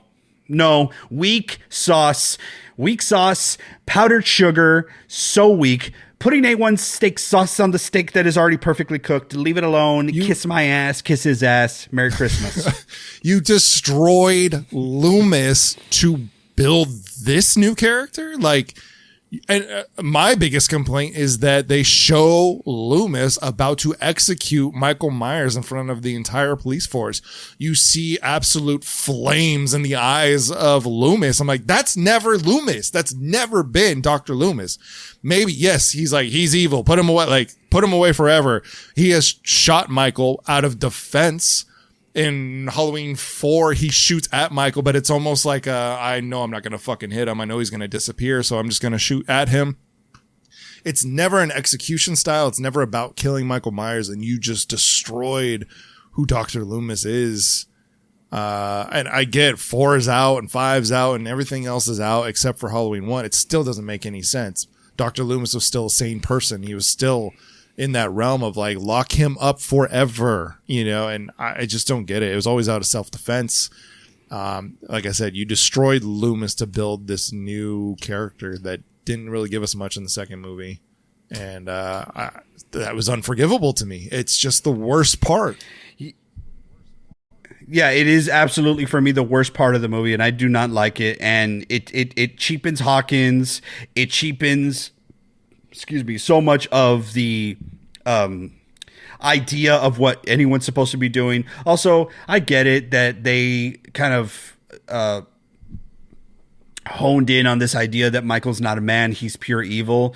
But still, I don't think it's clear. It's not having the effect that you want it to have when you say, it needs to die, and I'm going to kill it. I'm like, just say him. Just say him, because we're seeing a man and we know who you mean. But it's, for me, I'm sorry. For me, it does take me out of it when they say it needs to die and I'm the one that's going to kill it. That's so weird and kind of not connected. There's always been this weird thing. I think ever since John Carpenter kind of said like he is evil. He's just the essence of evil. It's like, well, that doesn't really fucking work when you're trying to make this gritty, real version of Haddonfield and Michael Myers. Like, what version is it? And there's so much of that in this movie. So many question marks because you keep going back and forth. Is it about Laurie? Is it not about Laurie? Is he real? Is he not real? You had so many scenes where he just kind of disappears into a wall. There's nowhere for him to go and he's gone. So is he now the essence of evil? Is it just the stories that people are telling? Is it a ghost story? Like, what? You've made it so hard and yet you've over explained so many times that I'm like, I actually texted you while I was watching it. I'm like, I feel like I've been watching this for 4 hours. I'm so lost in the movie. It loses momentum about an hour into it or maybe 45 minutes into it. And then it tries to unravel all these storylines and parts. And I'm like, there is no flow to this at all anymore. And it's about people versus people and the monsters within ourselves and what unlocks it and all this kind of shit. It's not for me. It's not a Michael Myers story. It's exactly what the Pina Colada said. Like, that's not something that we need in a Halloween movie. You're trying to get people into the theater because you flash Jamie Lee Curtis there, but it's not a Laurie story. The first one was, and then spoiler a little bit, Lance. They don't learn from their mistakes, and they really don't know what kind of story they're telling in the final installment of the trilogy. So I think that there is, if the best thing you could say about this movie is that it is a bunch of scenes kind of jumbled together. Some scenes are done very well, and some are just kind of like, yeah, we get it, but will it have as much of an impact? Of course, if it's of the times, right? Like, we're talking about mob mentality and this idea that you can, get an idea and be so passionate about it. And I get it. Like, the harm that the story and the myth of Michael Myers and what he's done to Haddonfield, I get all that stuff. And of course, there is something to be said about that. And like, yeah, you see it very much play into Tommy and how he's like, maybe he's got this, he's charismatic and he's this enigma that's going to be able to rally people. But I think that you didn't stay on it long enough for me to really care about it. But here we are. We're at the pretty much final scene or scenes of the movie. Laurie finally gets out of the hospital. No, she fucking doesn't. She stays right there where she has been the entire time, just kind of making like a little bit of a commentary the whole time on what's going on, and just kind of being like the narrator, so to speak. That her and Hawkins have this back and forth about like, you can't kill Michael, you can't kill it with brute force, he's evil. And I'm like, we get it. But we finally get to the end. We had already talked about, obviously, Lonnie and Cameron and Allison going to the Myers house. Lonnie and Cameron die. Cameron dies pretty like viciously. I think that the sound design is really good in this movie. The crunching, they spare no mistake or spare no expense with some of these like sound effects. But finally it's down to, we've got rid of everybody. All the people you introduced are all either dead or gone or somewhere else. And it's back down to the final girls from the original, sans Laurie. And Allison is like, come and get me, motherfucker. Like, she's giving it her all. And Michael's basically going to, kill Allison. And all they do is redo a little bit of the end of 2018 where it's like, the gotcha moment, and it's like they're all like are ganging up on Michael. There's one part, Lance, don't fall out of your seat just yet. There's one part that they show, because obviously they don't take Michael's mask off a lot, but when they do, they make sure not to give you a full or clean look at his face. But it is a balding character that is old. He's got gray hair. He's got a gray beard, and he's got a fucked up eye because that's from the original. But there's one part where after Karen stabs him in the back to save Allison, and she like stomps on his head and shit, I'm like, damn, right? But then she like pulls his mask off. He's not dead, of course, because nothing can kill him at this point. He gets up, and it's a moment, dude, that I laugh so much because it's just the actor's choice, James Jude Courtney, in the way he gets up. And this is really only going to be to the benefit for anyone who's watching. I'm going to try to explain it, but he gets up and he kind of just does this thing like, he just kind of like, what are you all doing? He's like tired of her, sort of thing. And you could see it. If you all watch that scene, watch him get up without his mask and kind of like look towards the door where Karen is holding his mask. And she's like trying to like, goad him and shit. But it's anyway, they do another quick, really good scene where Karen kind of like, teases him and tries to like goad him into following her to at least save Allison. She's like, I'm just like your sister. I'm a woman. I'm alone. And can you feel it, huh? And I'm like, what is that? It's kind of weird, right? That happens a few times. Allison does it like, oh, come and get me. I can't do it. Like they did that in the first movie too, right? And that was the fun part about Karen, was she plays like this victim. Mom, I can't do it. I can't do it. Gotcha. And it's a cool moment, right? So then Karen's kind of doing it again. Let's play it. Is that the Michael psyche? Like we all think like, oh, he's going to go after me because I'm talking shit to him about his sister, or because I can't take the shot. I don't know. There's this weird thing that they all think it's going to get Michael. It does get Michael somehow away from the house. Again, I want to talk about Karen just because I thought she was so cool. The first movie, the gotcha moment was really a fun surprise. And they took that and went, you know what? People really like that. Let's try it again. And it fucking lands on its face so hard. And it's so sad. And it reminds me of like what corporations do. Oh, you like that? Let's try it again. Awful. She leads Michael into the next street. Gotcha. And then everyone's there. Tommy's there with his brigade of idiots, and they light him up, full of cars and bats. Like nobody. Oh, one person brought a gun. Great. And it's the dumbest. Oh my god, dude, that shit is so funny, dude. Because yes, it is the gotcha moment, but when he's pursuing her, it's kind of scary. Like I like him going in between the houses and such. Like he's got the walk and shit. Always. And like that's Halloween too. Like yes, yeah, beautiful. Yeah, killed it. But when he gets there and Tommy and his band of idiots, oh my god, beautiful. What is so funny about that scene is that you have Anthony Michael Hall, you have Charles Cyphers, and you have Judy Greer, and I promise you, I will bet money on it. The rest of them are all stunt performers. Oh, like all of them. 100%. Like they are killing it, by the way. Like they kill it. They absolutely kill it. But it's not just that. It's the fact that some of them are like dressed in Halloween costumes. There's a guy in a tiger onesie and he's just like, I'm gonna get you, right? But here's the point again of the thing that I was talking about earlier about how when the same actor reprises their role and they do something that's just so I love Charles Cyphers. May he rest in peace. Very nice man when I met him, but he should not have been, doing as much as he was. He tried everything, but it's also like, you get these legit actors on set who maybe haven't acted in a while. And like, it's hard for you to direct them if you're wanting to be respectful and you're wanting to like, obviously, let them find their way and make choices and such.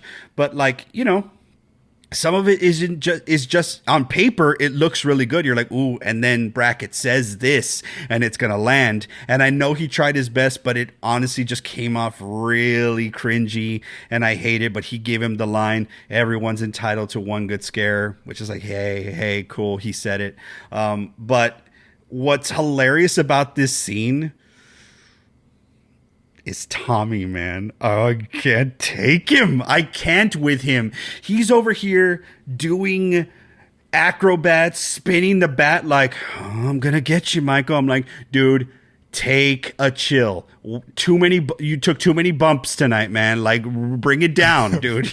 You got the coke sweats or something, dude. It's not working out. He's over here like, when are we gonna go? When are we gonna go? Somebody tell me when to go.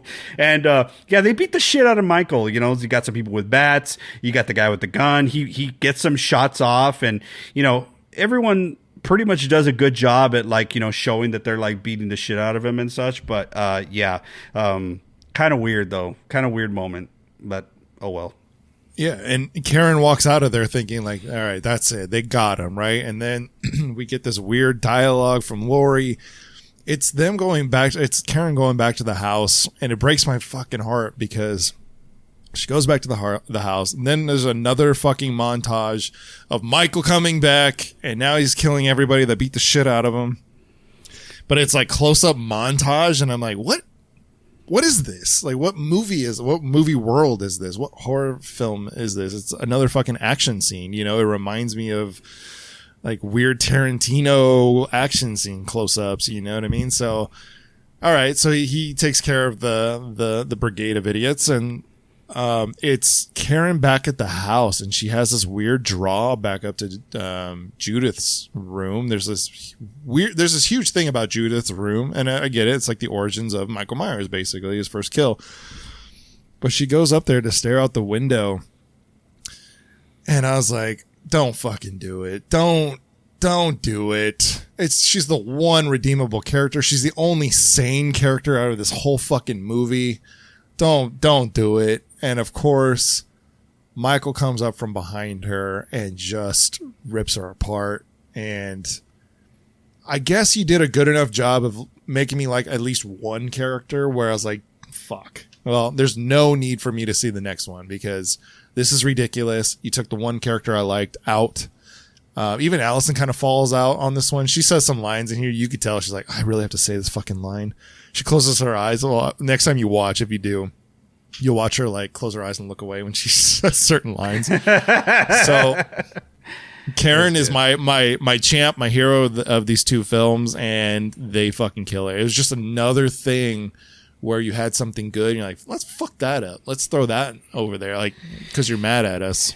And that was it. That was it for me. Yeah, fair, dude. Totally fair. I think there's something different than like Rachel being killed in Halloween 5, and which they have said time and time again was a huge mistake because, you know, Rachel rocked, and their point, which people don't learn today, is like they wanted to show that anybody can get it no matter what from Michael. And I'm like, fair point. However, when you watch this movie before watching Ends, like you are, you're probably thinking to yourself, like you just said, you know what? Okay, maybe this should be a catalyst for something. This should be a catalyst for Allison or for Laurie or for something, right? Something big should happen from this moment. I'll let you just watch the next movie.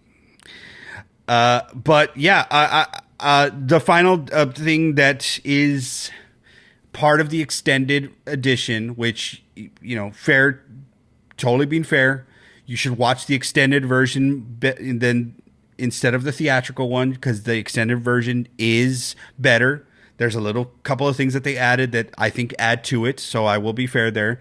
And one of the things that they added to it was the end here, because in the theatrical version, while Karen is being stabbed, they're cutting to Laurie weirdly just looking out of her window at where she is in the hospital, and it's to the viewer to assume that Laurie knows what's happening, and it basically kind of just ends there with Laurie knowing what's happening, gets the knife, and charges out of the hospital holding the knife, close up of the knife, end credits, right? Kind of that follow through that they've been saying from the original, or excuse me, from the first movie. Here is what the extended version does. When Karen is being killed, Laurie does still make those faces and such, but decides, I'm going to go to the phone and call Karen because I feel something. Calls Karen to her cell phone. You cuts back to Karen dead on the floor. Karen's phone is blowing up or ringing, and it says unknown number. Cuts back to Laurie on the phone, and of course, someone picks up, and it's not Karen. It's Michael, who is just breathing on the other end of the receiver. You see Laurie know and realize what that means. And she says, I'm coming for you, Michael. Then cut to her getting the knife and walking through the hospital. And then that ends. I talked to Lance earlier about, well, if you're gonna do that scene, wouldn't it have been really cool, because you are doing a requel, you are telling these 40 years later story where it's like some things are different, but as much as things change, they stay the same. Wouldn't it have been a cooler moment if in that moment where the phone does get answered, you show Michael putting the fucking phone to his ear like he did in the original, with the receiver to his ear? Like, just do it. Why not? And just kind of seeing maybe his reaction, her reaction. You could still do it. I think it would add to it, but they chose not to. They just chose to play the breathing on the other end of the phone. Yeah, it's almost like they either forgot to shoot that scene in the pickup shots, or they're still playing with this idea of, well, it's about Laurie, it's not about Laurie. It's about Laurie, it's not about Laurie. Well, now it's ambiguous because we don't know if Michael's on the other line. Maybe it's just symbolic that you heard his breathing just like the original. It's so fucking convoluted and stupid that I just hate it. That's where I'm at. It's unfortunate, truly. I told you, Danny, I apparently never made it through the credits the first time. The Halloween tune hits, and it's like, okay, well, that's part of my DNA, so at least there's something good. And then after the song's over, another song plays, and I was like, what is this cringy 80s Halloween bullshit? This is awful. And it totally fits the feeling that I had watching this movie, and I was like, oh, it's the band Ghost. And there it is. Like, the perfect ending to the cringe fest is a cringe band playing off into the, because I can just imagine if I had gone to the theater, I'd be stuck there like, oh god, I gotta get out of here so fast. We don't like Ghost, Lance. We don't like Ghost. I do not like Ghost. I know people do really like Ghost. What's funny is I had no idea this was Ghost. I heard the band. I was like, ew, what is this? It made me cringe just like the movie did, and it was a perfect fit. Cringy. Not my thing. Oh, it's okay, Lance, because it's Haddonfield where nothing ever happens. Well, look, if it's not Mr. Clickety Clack himself. Winston. Hi, Bob. Hey, Winston. Welcome to the pod. Can you give us your honest opinion about Halloween Kills? I know you were watching with Dad. What did you say? What do you think? Yes, Dad said it sucked. I slept through the whole thing, so that's all I have to say. Okay. Well, there it is. We're gonna get an active or a in time live reaction from Loomis. Loomis. Nope, asleep on the couch, not to be bothered. But anyway, folks, I think the legacy of Halloween Kills will be one of a lot of ideas and not a stuck landing. I think that's fair to say. I think that's maybe you'll say maybe no. I think you'll say maybe it's harsh, but it's fair. You did a lot of things. You didn't do a lot of things good. You did a lot of things. Congratulations. You did a lot of things. Yeah, you did a lot of things.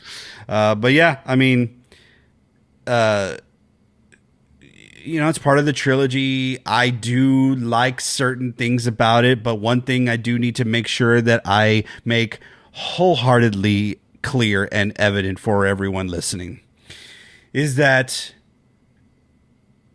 I don't know that this movie would have been better if John Carpenter was forced to direct it and or write it. I think he's made it. He's done. It's over. But one thing that my man is saddling up for and has saddled up for and delivered, he did an exceptional job, with his son and their other composing partner. The score, I love the score. There is a version of the Shape Hunts Allison, which is my favorite track from Halloween 2018.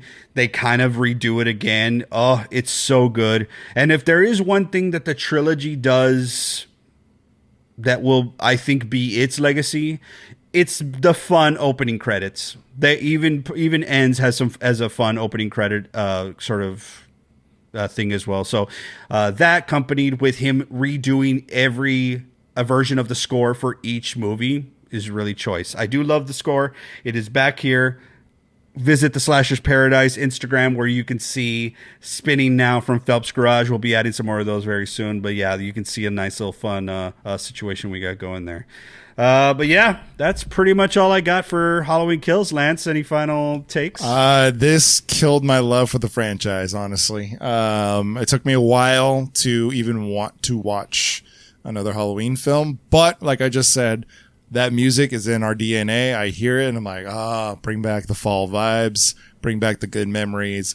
Now I love Resurrection. Now I love H2O. I will go back and watch all of those because that's where I'm at. I enjoy those much more than I enjoy this huge mess that they've created.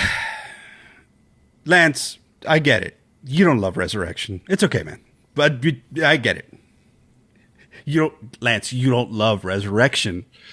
When you watch this movie, you start to love Resurrection. Danny, how many kitchen knives do you give Halloween Kills? I will give Halloween Kills a very respectful 1.5 kitchen knife. All right. I will give it a very unrespectable half kitchen knife because there was at least some things that I liked in it. But don't fuck with the franchise, man. Don't fuck with the franchises. Put them to rest. That's what I say. Yeah, fair enough. Good point. Don't fuck with the franchise and don't fuck with the Mulaney's. Apparently, don't fuck with the Mulaney's or the O'Doyles. All right. Until next time, that's Danny and I'm Lance, reminding you to lock your doors, bolt your windows, and evil dies tonight. God damn it. Join us next time, please, for Halloween Ends in our Slash's Paradise. Tommy! Hey, did you see anything you like? Thanks for checking out Slash's Paradise tonight. Be kind and rewind by liking and subscribing to our videos on YouTube at Dead Candy. And if you'd like to continue supporting us wherever you do get your podcasts, we just ask that you rate and review us 5 stars. And if you don't know what to write in the review section, put a horror movie recommendation you'd like for Lance and I to talk about. Also, please visit us on Instagram at Slashers Paradise. If you need even more Slashers Paradise, head over to slashersparadise.com where you can get drink recommendations, our favorite episodes, and more. Until next time, remember to lock your doors, bolt your windows. And this is Slashers Paradise. Sorry, I had to work that in. I'm gonna drink on that one. Okay. Blended Canadian.